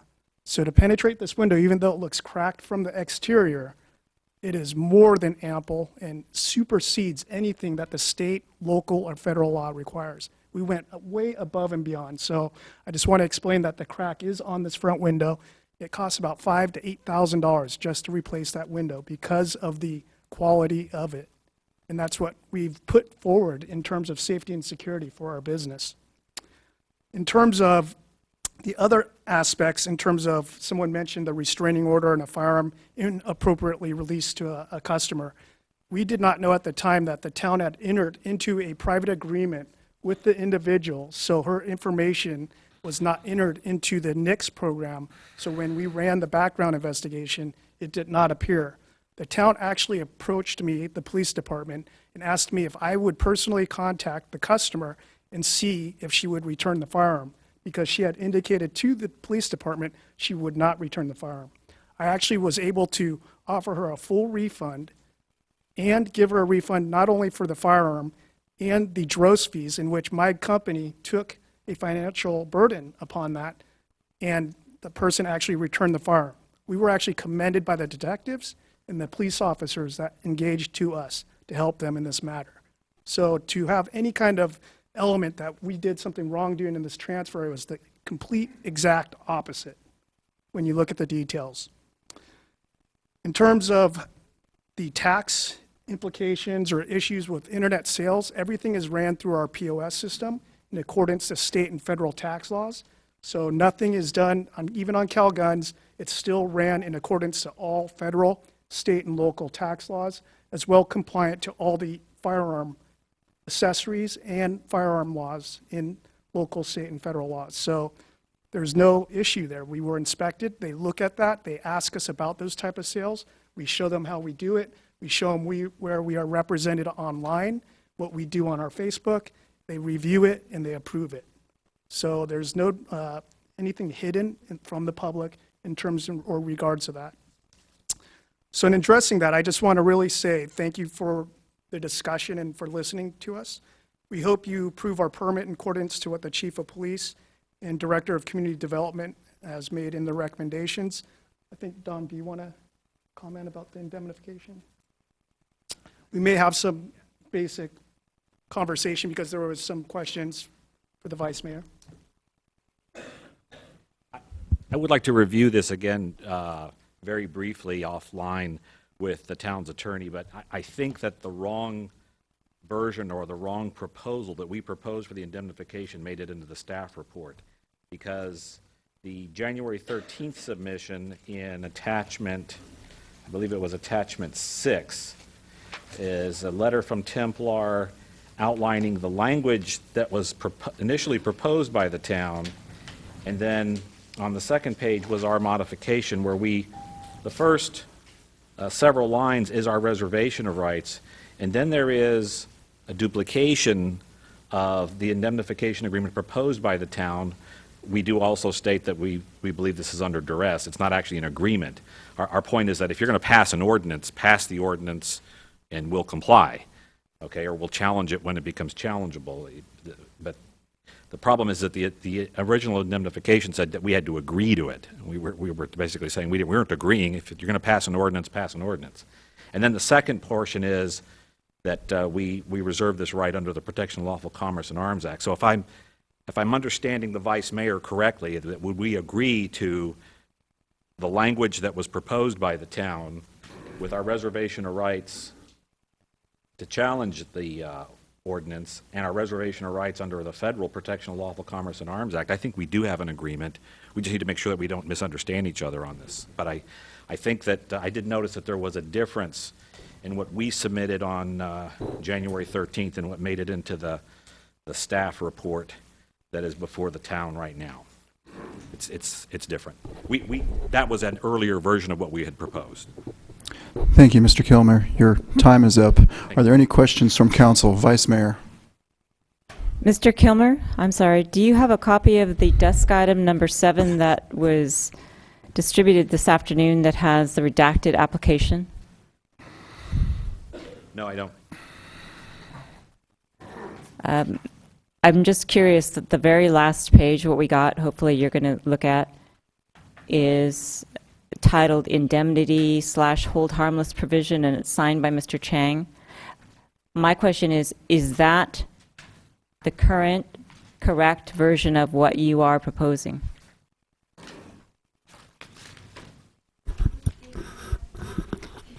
For mine, it's the last. It could be the second to last. I believe it's of the original staff report, or is it of the... I'm looking at the application. I'm not looking at the staff report. So is the application the correct version, or is the staff report the correct version?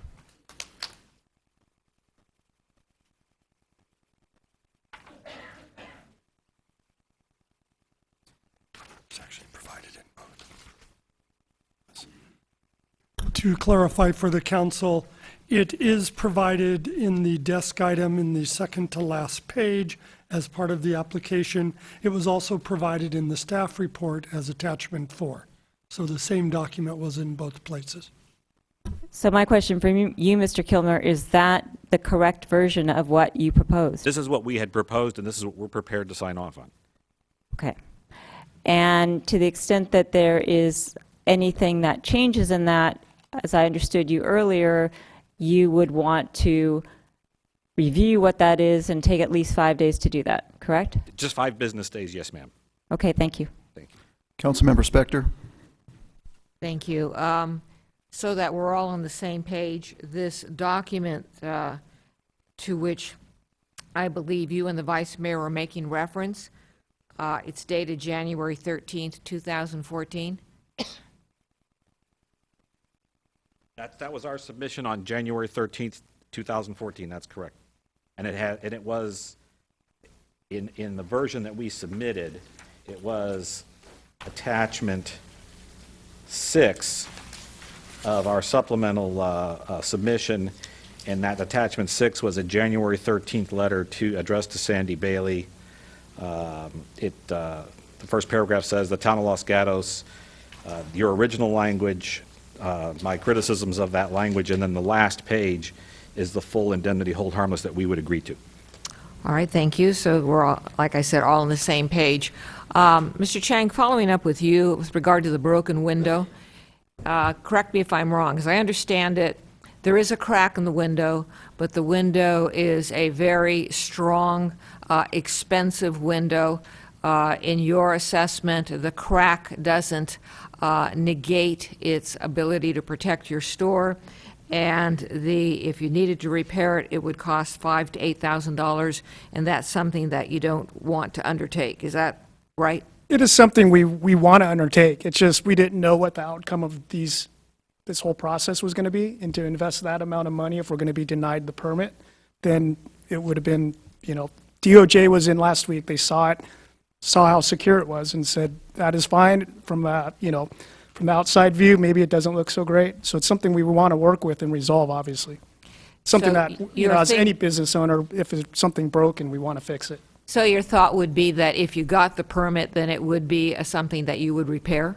Yes, because our business partners are making, hard decisions in terms of what direction this goes, and there's actually, people's jobs on the line here. There's a big financial outlay in terms of our business operations. So it is one of our global considerations as well. Okay, and then an issue came up. You had said that you were outside, you were not in your store because you had family illnesses with which to deal. When you are not there, who is in charge of the store?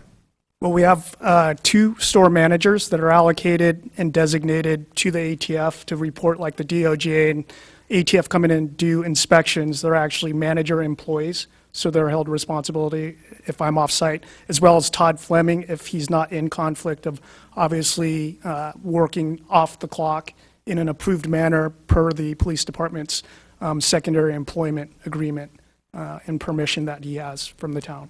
All right, so Officer Fleming would be doing some of the work, and as you described, who are the other 2 folks who would be doing your work when you're not there? There are 2 managers that we were provided all the information on their backgrounds. They have certificates of eligibility, met all the confines of that. I'm not concerned about, whether they're legal or not, but what are their names?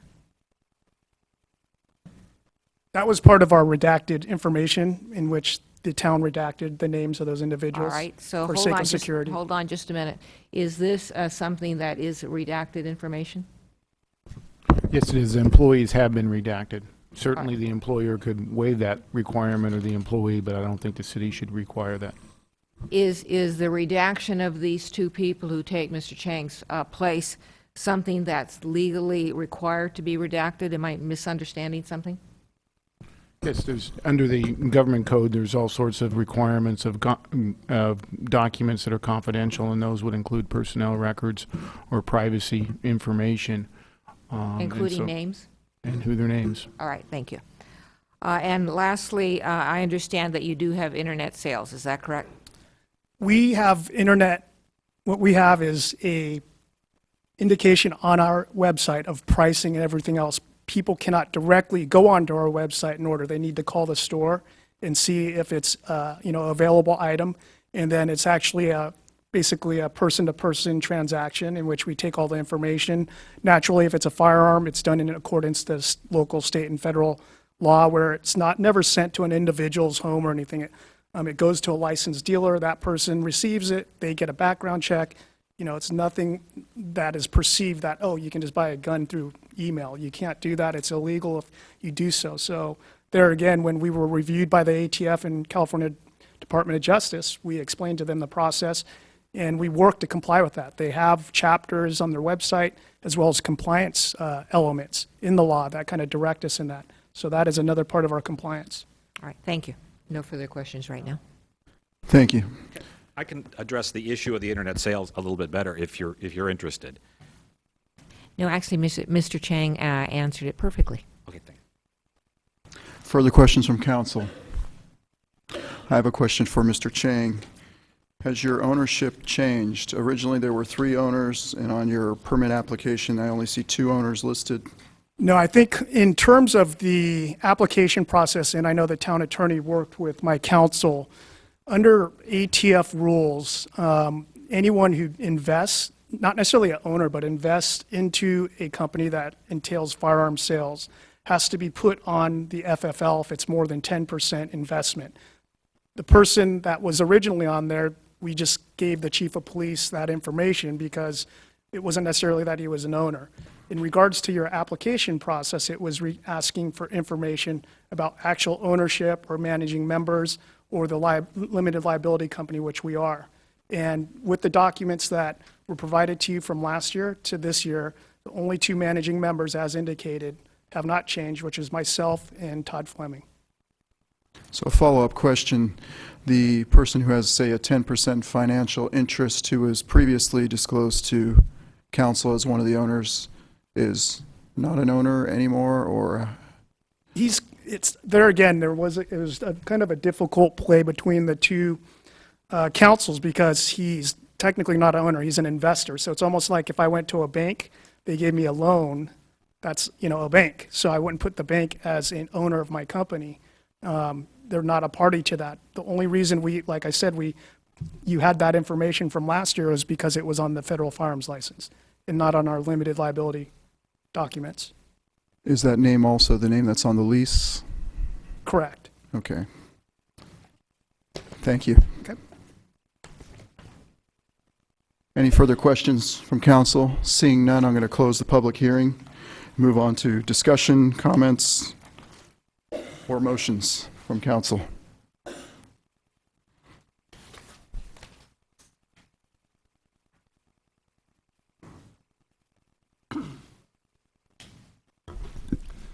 Mr. Mayor, staff did want to clarify one point regarding public notice. As was stated in the staff report, notices were sent out to property owners and residents within 500 feet of Templar Sports, as is the normal process for community development with a conditional use permit process, and they determined and decided to apply that same standard to this regulatory permit process as well. Thank you. I have a question for staff while we're on the subject of staff. We received an email from the town attorney, and it had a copy of the business license, which was issued 12/31/13 to Templar. And originally, that business license that was provided was not signed by our town staff. And then subsequently, it looks like it is now currently signed. I was wondering whose signature on staff that was done by and when that was done. I have a copy of it here. It's the last page of the email that Mr. Schultz sent to council.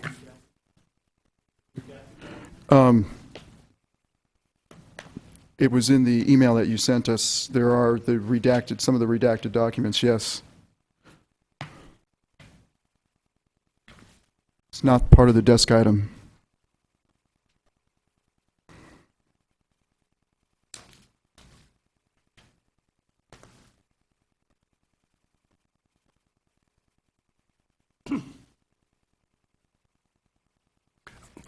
Excuse me, this was the original business license issued for year 2013.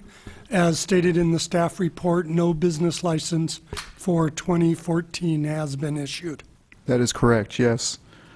I just recall previously that there was no signature on the original license, and now on the copies that we received, there is a signature on there, and I don't know whose signature that is. Yes, I would have to go back and review the town records. We obviously don't have access to do that tonight. This is now an expired license that's no longer in effect. And the 2014 license is what's pending per your hearing tonight or continued next week. We can certainly report back to the signature. I believe this signature was by the Director of Finance when the signature is not for the whole license.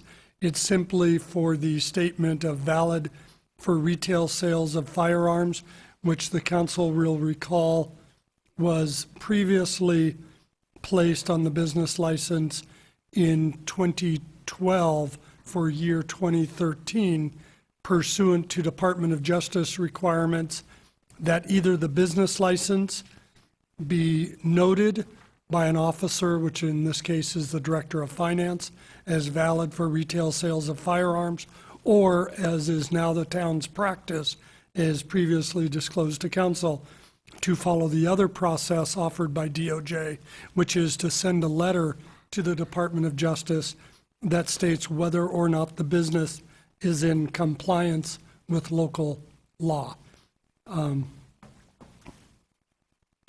So this, we directed over a year ago, would never be done again with a change to our business license.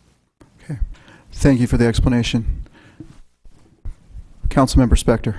Thank you, Mr. Mayor. If I might, a question or two of staff and then some thoughts. I'm going to apologize because you probably answered this verbally and in writing, but I get confused about what's redacted and what's not. With regard to the marijuana conviction of the employee, is that conviction less than 2 years old or more recent than 2 years? Actually, your terminology is the same. However, this violation is more than 2 years old. It's more than 2 years old. Now, given that it's more than 2 years old, does that have any impact on our consideration of the licensing on a local level here? My recommendation didn't address the issue of whether it was within 2 years or more than 2 years old. I just looked at the nature of the violation against the criteria of the town, and in making my recommendation, it applies to a different element of whether or not that can be considered for employment. Is staff making a recommendation on whether or not, assuming that somewhere along the way a permit is issued, whether or not the permit should be conditioned on a disallowance of employees with marijuana convictions? Based on the information provided by the town attorney today, we would recommend that for the council's consideration of grounds for denial 5C, which is on page 4 of the staff, or excuse me, 5D, which is on page 4 of the staff report. And excuse me one more time, it's 5E. It's any offense involving the manufacture, sale, possession, that a condition could be added to the approval that says no employee shall be hired who has had a conviction for the possession of marijuana in the last 2 years. That would not apply to the one case that was identified previously by the chief, because that was greater than 2 years ago. But it would apply to any future employees who might be in that same circumstance. What consideration, if any, has staff given to including in that prohibition an employee with a 2-year-old plus marijuana conviction? I will defer to the town attorney. What considerations, you mean the reasoning behind that? There's certain sections of the labor code that are concerning for me, and if you look at some of the new ordinances that are being drafted in that, they're taking those into consideration, and specifically under the labor code, an employee cannot consider as part of his employment a conviction for marijuana that includes less than an ounce and it is more than 2 years old. So if you go just by our ordinance, which does not have that exemption in there, and that this council makes a requirement that anyone with a conviction of of regular marijuana, then what the employer would have to do is would have to terminate that employee on that basis, and is subjecting him to violating the labor code, and also technically could be us violating the labor code. So labor code specifically has an exemption that we don't have in our code, and that's why we've recommended that you put that in there. All right, thank you. Then, if I might, Mr. Mayor, don't have a motion, but just some thoughts, and definitely looking forward to hearing what the council has to say. It's really unfortunate, given the history of this application and of this business, that we're here tonight with an application that borders on being late. And I do understand that it came in on December 6th, which was 2 months or 60 days after October 7th. So I do understand that there might have been confusion, but it's unfortunate in this specific case that there was any confusion. Because once you get into that confusion, you get into the issues of can or should the permit be denied, and then you get into all of the issues associated with that, Or do you say, well, then we will approve the permit, but then you get into the issue of will we have a penalty? And if we have a penalty, how much will that be? These are all issues which I would anticipate we're going to be dealing with. But if I had my druthers, we wouldn't have to deal with them because everybody would have dotted their I's and crossed their T's. But that's not how it happened, and they will be things that we'll address, and I'm looking to hear what others have to say. One issue with that I am clear on for myself, and that's the indemnity language. I am very comfortable with having the applicant comply with the indemnity language that we, within the past year, have adopted within our ordinance. And I'm also comfortable with the conditions of approval that staff has placed on page 6 of our staff report.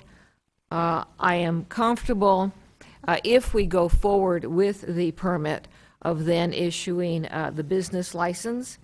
And those are all my thoughts so far. Councilmember Brzezinski. Thank you, Mr. Mayor. I would like to second what Councilwoman Spector has said. I have a full agreement with what she is indicating.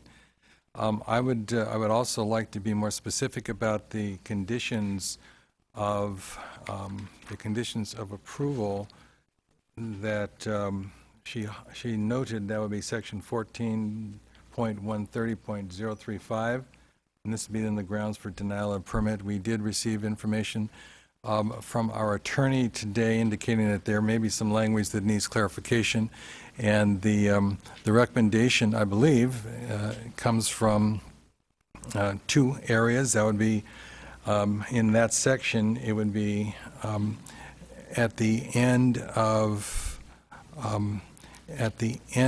5. That would be 5C. Add except as permitted under state or federal law, okay? And that relates to the, I believe that relates to the issue of a law enforcement officer having access to the weapon and the ammunition immediately upon sale, and that's by state law, correct? Would you want to clarify that, Mr. Manager? And Mr. Brzezinski, just for the benefit of the audience and the rest of council, I believe you're referring to the proposed conditions of approval, which are Exhibit A of Attachment 6 to the original staff report, and you're referencing 5C and folding in the recommended conditions of approval from staff in the staff report on page 6. That's correct. Okay. Also, there's a reference to the question of the suspension relative to the use of a controlled substance, and that new language is proposed.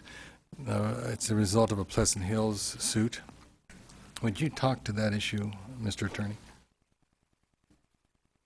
Sure. I briefly discussed that earlier, and that's our language that you'll find in many of the ordinances which deal with the ability to deny a permit if there is a conviction for the possession of marijuana, and the issue that comes in direct conflict with the labor code, which says that a conviction of marijuana that's over 2 years old and less than 1 ounce cannot be used against you or discriminate you in your employment. And so the way to rectify those two is to add the new condition as number 10, that would be a conviction pursuant to Labor Code Section 432.7 and 403.28, the requirements set forth in Section 14.130.035.5E shall not apply to any conviction for the possession, sale, or transportation of less than 8.5 grams of marijuana or possession of certain drug-related paraphernalia while the conviction is more than 2 years old. And so that would put you in not in conflict with that labor code section with that added language. Thank you. Thank you, Mr. Mayor. Thank you. Further discussion. Councilmember McNutt. Thank you, Mayor. So I'm getting really confused here on all the conditions. So I wonder if staff could, if we could use Exhibit A of Attachment 6 from the original staff report as the base, and if someone on staff could go through clearly what additional conditions staff is recommending, because I know they're hither and thither in all of this paperwork, but just so that we are all really clear here and out there as to what we're talking about. Yes, with the permission of the mayor, and I'll fold in what I've just heard the town attorney and Councilman Przynski talking about.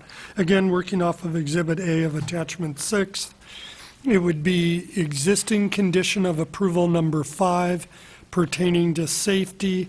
Item number C would have added at the end, except as permitted under state or federal law. So that would be the only change to 5C.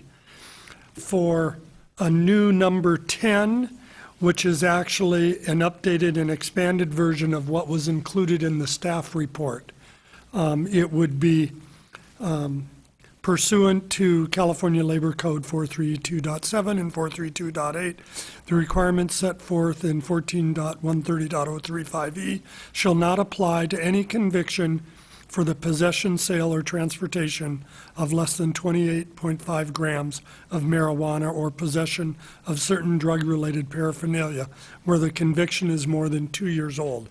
That would be added as a new condition 2, which supplants the prior staff recommendation that anybody convicted of any marijuana possession would be prohibited from working.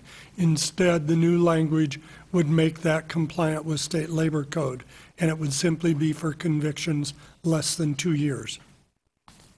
And those are the two changes that have been brought forward so far. In addition, staff recommended on page 6 of the staff report some other conditions of approval for council consideration.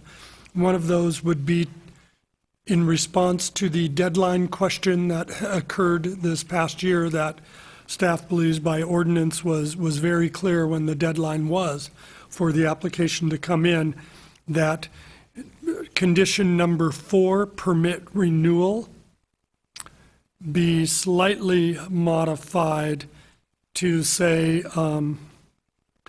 the permittee shall submit the annual renewal application for the firearms dealer regulatory permit prior to November 1, 2014. And then if the council is so willing to add, any late or incomplete application filed by the permittee shall constitute a violation of Chapter 14.130 and subject the permittee to penalties of X dollars per day until the application has been filed and is deemed complete. And staff believes that would be a maximum of $1,000 per day. So, Thank you. Vice Mayor. Thank you, Mr. Mayor. I had two questions. First of, I think, Mr. Schultz.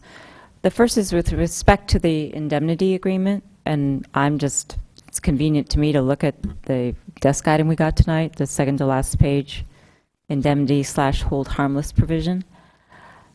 Ms. Mammal, in her presentation, indicated that she believed that inclusion of the language that's proposed by the applicant with respect to duress would provide an avenue to invalidate the indemnity agreement. Do you agree or disagree with her statement? I'm not sure I would agree or disagree. I think it's just easier. I'm not here to negotiate indemnification agreements. I mean, the council has put into the ordinance the indemnification agreement that has to be signed by the applicant, and I see no reason to change that. Any changes in that will water it down. The language proposed by the applicant will water down and create more of a risk on us. Whether he can make an argument in court that would survive and under duress, I can't make that determination. I just don't believe that the town should be negotiating an indemnification agreement. That being said, I do understand the one agreement on his side that doesn't affect us whatsoever, and that's making certain that he preserves his right under the Arms Act which the Arms Act basically provides him with statutory immunities when someone does purchase a weapon and goes out and harms someone else. So, I mean, it wouldn't affect us whatsoever. It's not anything Satan under duress. It's not trying to water down our indemnification agreement. So that language I'm more susceptible to accept because it doesn't affect our risk whatsoever. Okay, thank you very much for your very complete answer. My second question is, with respect to any condition that the council might want to add to an application or a permit, is the town council allowed to insert conditions, for example, the proposed condition regarding the marijuana conviction, that go beyond or change the language of the ordinance without amending the ordinance? So clearly we have language indicating that a condition of approval can be put on a permit if it's reasonably related to what's been brought up at the hearing or what's come forward in the application. So my question is, are you comfortable with adding those types of conditions even though they might be different than the current language we have in our ordinance? Yes, I'm comfortable. You have that discretion. Thank you. And then I guess I should add my comments because I didn't do that. I think it's absolutely appropriate. I agree with Councilmember Spector that the applicant should execute an indemnity agreement, and as indicated in our ordinance, it's quite clear. So this councilperson would not be prepared to approve a permit which did not contain an indemnity agreement that is in accordance with our town code. With respect to whether the application was late, part of the ordinance, section 14.130.065, paren B, indicates that an applicant shall file an application under this chapter, that's section 14, which is the permitting process, which was clearly distinct from the land use process. So it doesn't strike me that there's a reasonable ambiguity with respect to which one applies in terms of the 60-day limitation on filing. So it says under this chapter within 60 days, calendar days of the effective date. And that was November 4th. Well, I forget the effective date, but 60 days was November 4th. They filed on December 6th, and the explanation is that a manager was in charge or the owner was taking care of family members. While I'm sympathetic to that, given the scrutiny, and I think the scrutiny has been correct, and I don't think it's out of proportion to scrutiny that we give nail salons or restaurants or alcohol permits. They should have been paying attention to the dates. I'm not particularly convinced by the excuse for the late failures, the late filing, so I think a penalty is appropriate. $1,000 a day I think is not particularly reasonable, but a penalty is appropriate that should be discussed by the council. And perhaps that's, in addition to the indemnification language, is something that may unfortunately necessitate a continuance, but I'd like to hear from other members of the council with respect to that. I'm comfortable with the change in our language with respect to the marijuana conviction. As a California state prosecutor, less than an ounce of marijuana is kind of like getting a traffic ticket. So we didn't discuss that at ad hoc committee. I think if that had been pointed out to us, we would not have included it. So making that a different condition, I think, is appropriate. Oh, what else did I have? The broken window concerns me, and the number of inspections concerns me. And it concerns me because sort of an umbrella of bookkeeping, if you will, and as Councilmember Spector said, dotting your I's and crossing your T's. So in this instance, the window has been cracked for a long time. I understand that there's reinforcement, but it doesn't give me a lot of comfort to know that a $5,000 window is cracked. So what else does it take to complete the crack? It's been Mr. Chang's answer didn't give me a lot of confidence that they were waiting to see how things played out before they fixed it. Well, it's clear in our ordinances that there is a requirement that they maintain the proper security, and deciding when you might do that, it's not an option under our ordinance, and that's why we have it in place, so that this can be a secure facility. I know that's in Mr. Chang's interest, and it's certainly in the town's interest. In addition, I was concerned, and perhaps I'm different than the California DOJ, but it doesn't strike me that record keeping or errors or giving a gun without proper safety equipment to someone is a minor regulatory problem. That may be just one person's opinion, but how guns go out or how the records are kept is important. That's why we put the inspection language in our permitting process. So it concerns me that those things aren't being done properly, and I hope that Templar and Mr. Chang have put processes in place to correct that, and I am sure that they will if they haven't already. So my inclination is that I don't think it would be appropriate, given the information that we've gotten, to say yes to a permit tonight or say no to a permit tonight. I think we have questions that are out there with respect to the late filing, questions that are out there with respect to the security, questions that are out there with respect to the appropriateness of a penalty, questions with respect to conditions that have kind of come in piecemeal that we're trying to get right here, and questions with respect to the indemnity language. So it may be more appropriate, unfortunately, to continue this so that we can all be on the same page as to what we're actually proposing, what we're looking at. It may be beneficial not only to the town, to its citizens, but also to Templar and Mr. Chang. Councilmember Spector. Thank you, Mr. Mayor. If I might, through the mayor, go back to staff. I'm going to follow up on Ms. McNutt's questions. It is not my inclination, although it's been requested, it's not my inclination to continue this matter. However, in order not to continue it, some of these pieces of paper that we have up here need to be clarified. And I'm specifically looking at page 6 of our staff report, where staff suggested additional conditions. I understand now what you've suggested be added to attachment 6. So now on page 6, what is it that staff is suggesting be included as conditions should we go forward? The whole thing as it's worded, something else? Mr. Mayor, if I may respond to Councilwoman Spector,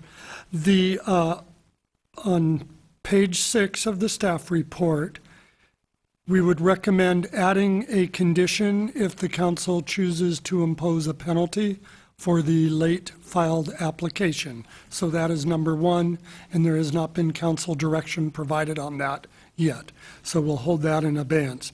Item 2 is actually required by the ordinance, and just since it is a condition for denial, staff thought with an abundance of caution, it could be added as a new condition at the end of Exhibit A of Attachment 6. So that, using the numbering we have previously presented to council, would become new condition number 11. So item 2 in the staff report would become new condition 11 on the conditions of approval. Item number 3, we have already dealt with per the prior discussion for a new condition number 10. So that one has been resolved. And then the last one, number 4, has been addressed under condition number 4 in Exhibit A of Attachment 6 by adding the November 1st deadline and whatever penalty the council might want to impose in advance for future late or incomplete applications. That was previously discussed. And in response to Council or Vice Mayor Spector, a new condition 12 could be added based on the testimony that you heard tonight that could require any broken window shall be replaced within 30 days or earlier if required for public safety. and based on the testimony, you have the factual basis to justify adding a condition such as that, if the council so chose. Councilmember Spector. Thank you. Following up, the November 1st date, you say was added to attachment 6, paragraph 4, condition 4? Correct. And I read language earlier on the record that I can reread. All right, no, that's fine. Thank you. Councilmember McNutt. Thank you, Mayor. I just want to clarify one thing with our town council, that council, not that spelling, not this spelling. And then I might even actually try a motion here. So you were saying on the indemnification that the one sentence that you were comfortable with was, I believe, the one at the end that they were recommending. Is that the whole paragraph or just the last sentence? Just the last sentence. I can read that to you if you'd like. Nothing in the preceding, that portion? Correct. Nothing in this paragraph shall constitute as a waiver or as an agreement to waive any right the applicants have with respect to constitutionality or statutory preemption of the regulations of firearm sales under the Protection of Lawful Commerce in Arms Act. And to acknowledge that as an add-on to the indemnification, would that be another condition, or would that just be a comment from council? Let's use that as another condition, that can be added to that section. As condition, what were we at, 13? Would be a condition to add the language related to the Arms Act to the indemnification language. Okay, so I'm going to try a motion and see where we go with this. And I'm just going to make up some numbers here as a starting point for the discussion. So I will, what is the language here? I will move to issue the regulatory firearms dealer permit with the conditions in the staff report with these additions. On condition number 4, to add the language Mr. Larson read, saying that the next application must be made by November 1st, 2014, and that any lateness would be subject to a $1,000 per day fine going forward. Then in number 5C, again, the language issued by Mr. Larson, except as permitted, blah, blah, blah. We can have the full one if you need that. Adding a condition number 10 regarding the labor code and the marijuana situation. Adding condition number 11, which is taken from number 2 on the staff report, as we talked about just a few minutes ago. Number 12, adding a condition that the broken window must be repaired within 30 days. Adding number 13, the language that Mr. Schultz just referenced on the Arms Act. And then number 15, if this is a condition, 14, I'm sorry. If this is a condition regarding penalties for the current situation, I'm going to suggest that we do a penalty this time of $100 a day for the lateness, and then it jumps to $1,000 going forward. So that would be the motion as a starting point for discussion. Councilmember Brzezinski. Second that motion. And if Councilmember. I may clarify just for our note-taking, Mr. Mayor, that's $100 per day for the 32 days that the application was late? Yes? Okay. And then on the broken window, which is the clause 12, I do think it's important to reference any broken window shall be replaced within 30 days or earlier if necessary for public safety. Absolutely. Okay. Councilmember Spector. Thank you. Clarification on the motion, specifically with the indemnification. As I understand the motion, we are excluding the Lawful Commerce in Arms Act. However, we're doing it with the language contained in a January 20th, 2014 memo on page 2. I'll look to staff rather than the maker of the motion. Is that your understanding?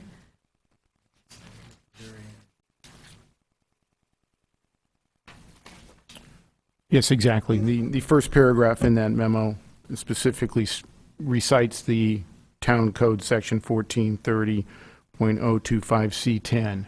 And that language will be the indemnification language. It'll stay just as in your ordinance. And at the end of that, then will be the exception dealing with the Arms Act. All right, then my concern here is, well, first of all, is it your opinion or perspective, and I'm talking to Mr. Schultz now, that if we don't have this paragraph about the Arms Act, that the indemnification that the applicant would be providing us would bar the applicant from pursuing an unlawful arms litigation if it chose to do it? No, I don't think it would waive his right to still raise that, even if he signed our indemnification language just the way it is. My legal opinion is he wouldn't be giving up his right to use as a defense the Arms Act. And this might be irrelevant given what you just said, but your proposed paragraph with regard to the Arms Act is broader, I think, than it need be even if we put it in there. We could just say nothing in this paragraph shall be construed as a waiver of applicants' rights under the blah, blah, blah Arms Act. That would be fine, too. All right, so all of that being said, right now I'm not inclined to support the motion simply because of the fact that I don't want to water down our indemnification provision, even to the extent of this Lawful Arms Act, which I don't believe the applicant needs. Further discussion, Councilmember Brzezinski. Councilmember McNutt.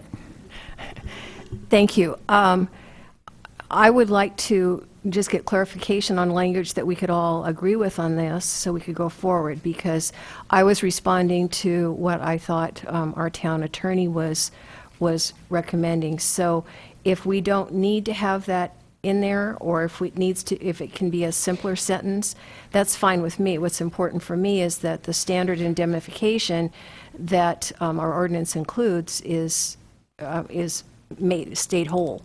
So maybe we can have some discussion back and forth among all the attorneys up here and come to some conclusion on that.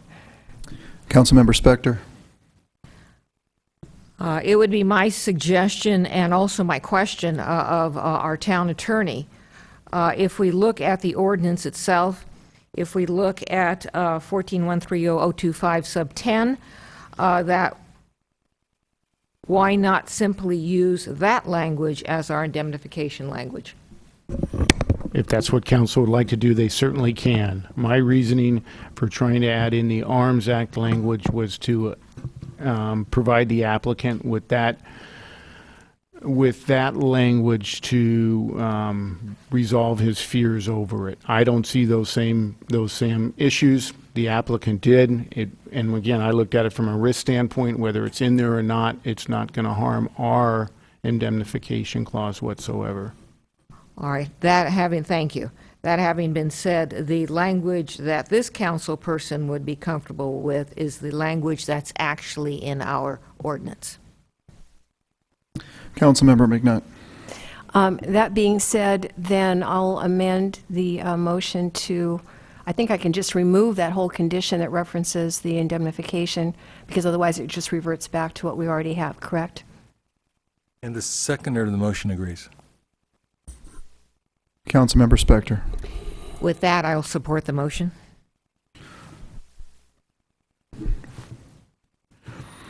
I guess that comes to be my turn now that you're all done.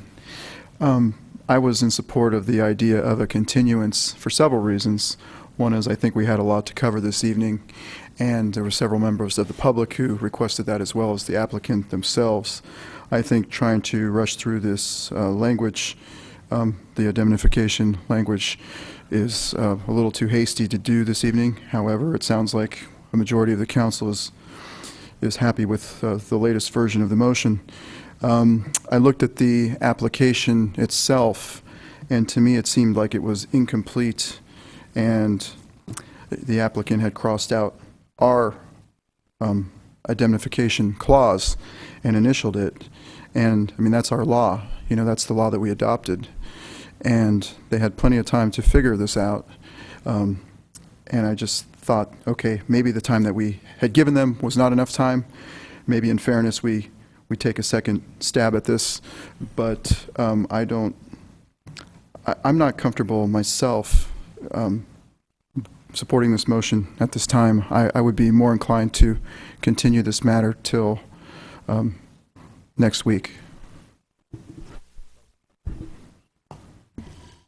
As I said earlier, I was looking to a continuance, but that wasn't what I was hoping for. Having heard the motion and the discussion and the assurances from Mr. Schultz with respect to our indemnification agreement, and adding a condition with respect to replacement of the window, and the comments from this council as to the timing of the filing of the application and the inclusion of a penalty, makes me believe that I can be comfortable in supporting it, because I think we have done enough to make sure that the ordinance that we work so hard to put in place is going to get followed. And I think that Mr. Chang has heard the comments from the public and the council, and the public and the council has in turn heard Mr. Kilmer and Mr. Chang, and then each party can go forward as they wish. But I think it's probably makes sense at this point to take an action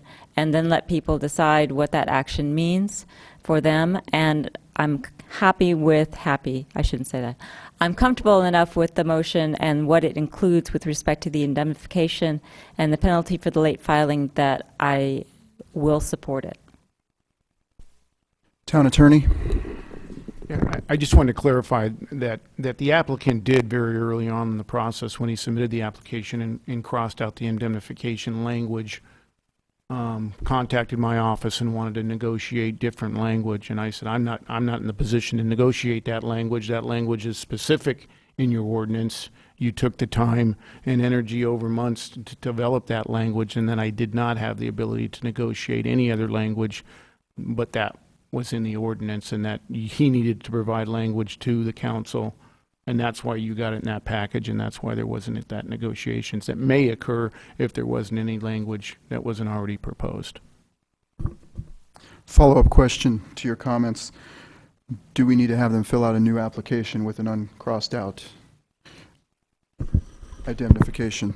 Yes, before obtaining a permit, they would have to have that language, maybe not in an application, but a signed, written indemnity agreement that complies with that section of the code. Thank you. Further discussion? Town Manager? In response to that, there is the issue that Councilwoman Spector spoke to earlier.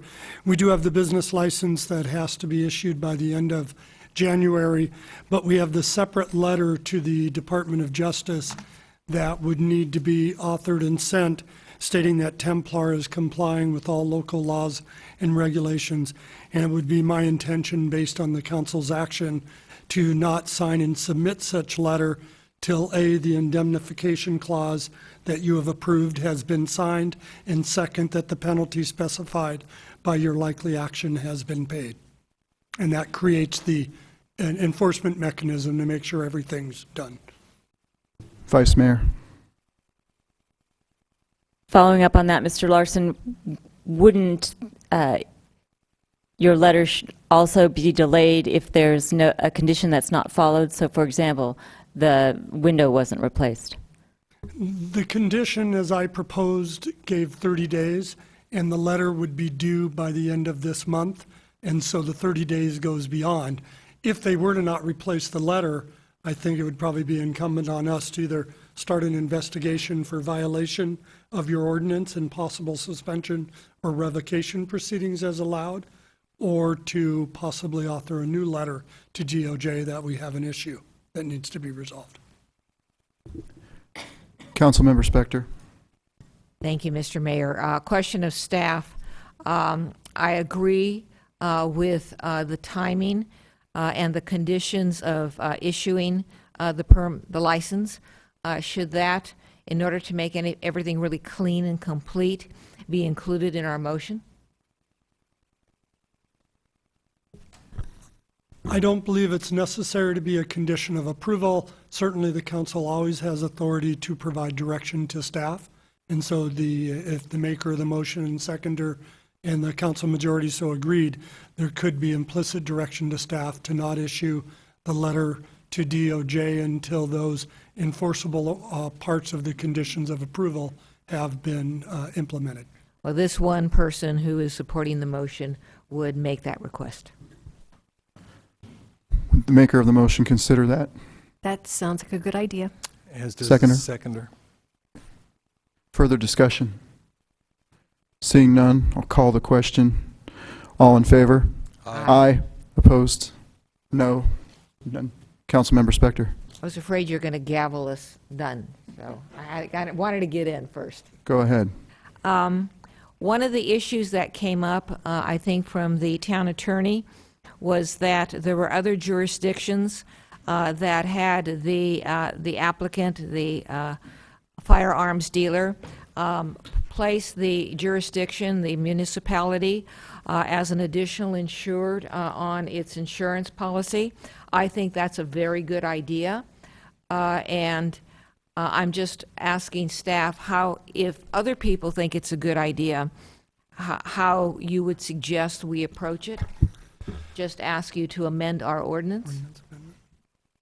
Through the amendment of the ordinance, and that might be where we change some of the language related to what came up tonight with the marijuana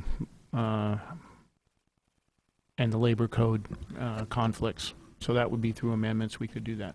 Would staff like that in form of a motion, sort of an omnibus motion for all the cleanup stuff? Yes. I think having implemented the process for the first time, it would be helpful to do that review. And I might even ask the members' indulgence to reconvene the ordinance committee to further that review, which previously consisted of now Vice Mayor Marcia Jensen and the council member Joe Przynski. Well, then I'm going to start the motion, and then I'm going to look to staff to finish it for me. I'm going to ask staff and the Firearms Ad Hoc Committee to review our ordinance and specifically to add a provision that the town is an additional insured in any firearm dealer's indemnity or insurance policy. Is there anything else you would like? You said review the ordinance, so I think that gives the opportunity to look at other implementation issues. All right, then that's my motion. Vice Mayor. I'd like to second the motion, and I'd also like to ask the maker of the motion whether you would consider adding to your direction the other conditions of approval that are attachment 5 to our staff report that are in place in the city of Pleasant Hill, where the committee just look at those and see if that's appropriate to amend our ordinance. Councilmember Spector. Mr. Mayor, quite frankly, I don't have all of that in my mind right now, but I don't see any problem with having the staff and ad hoc committee look at other issues, so it's fine. Then I'll second.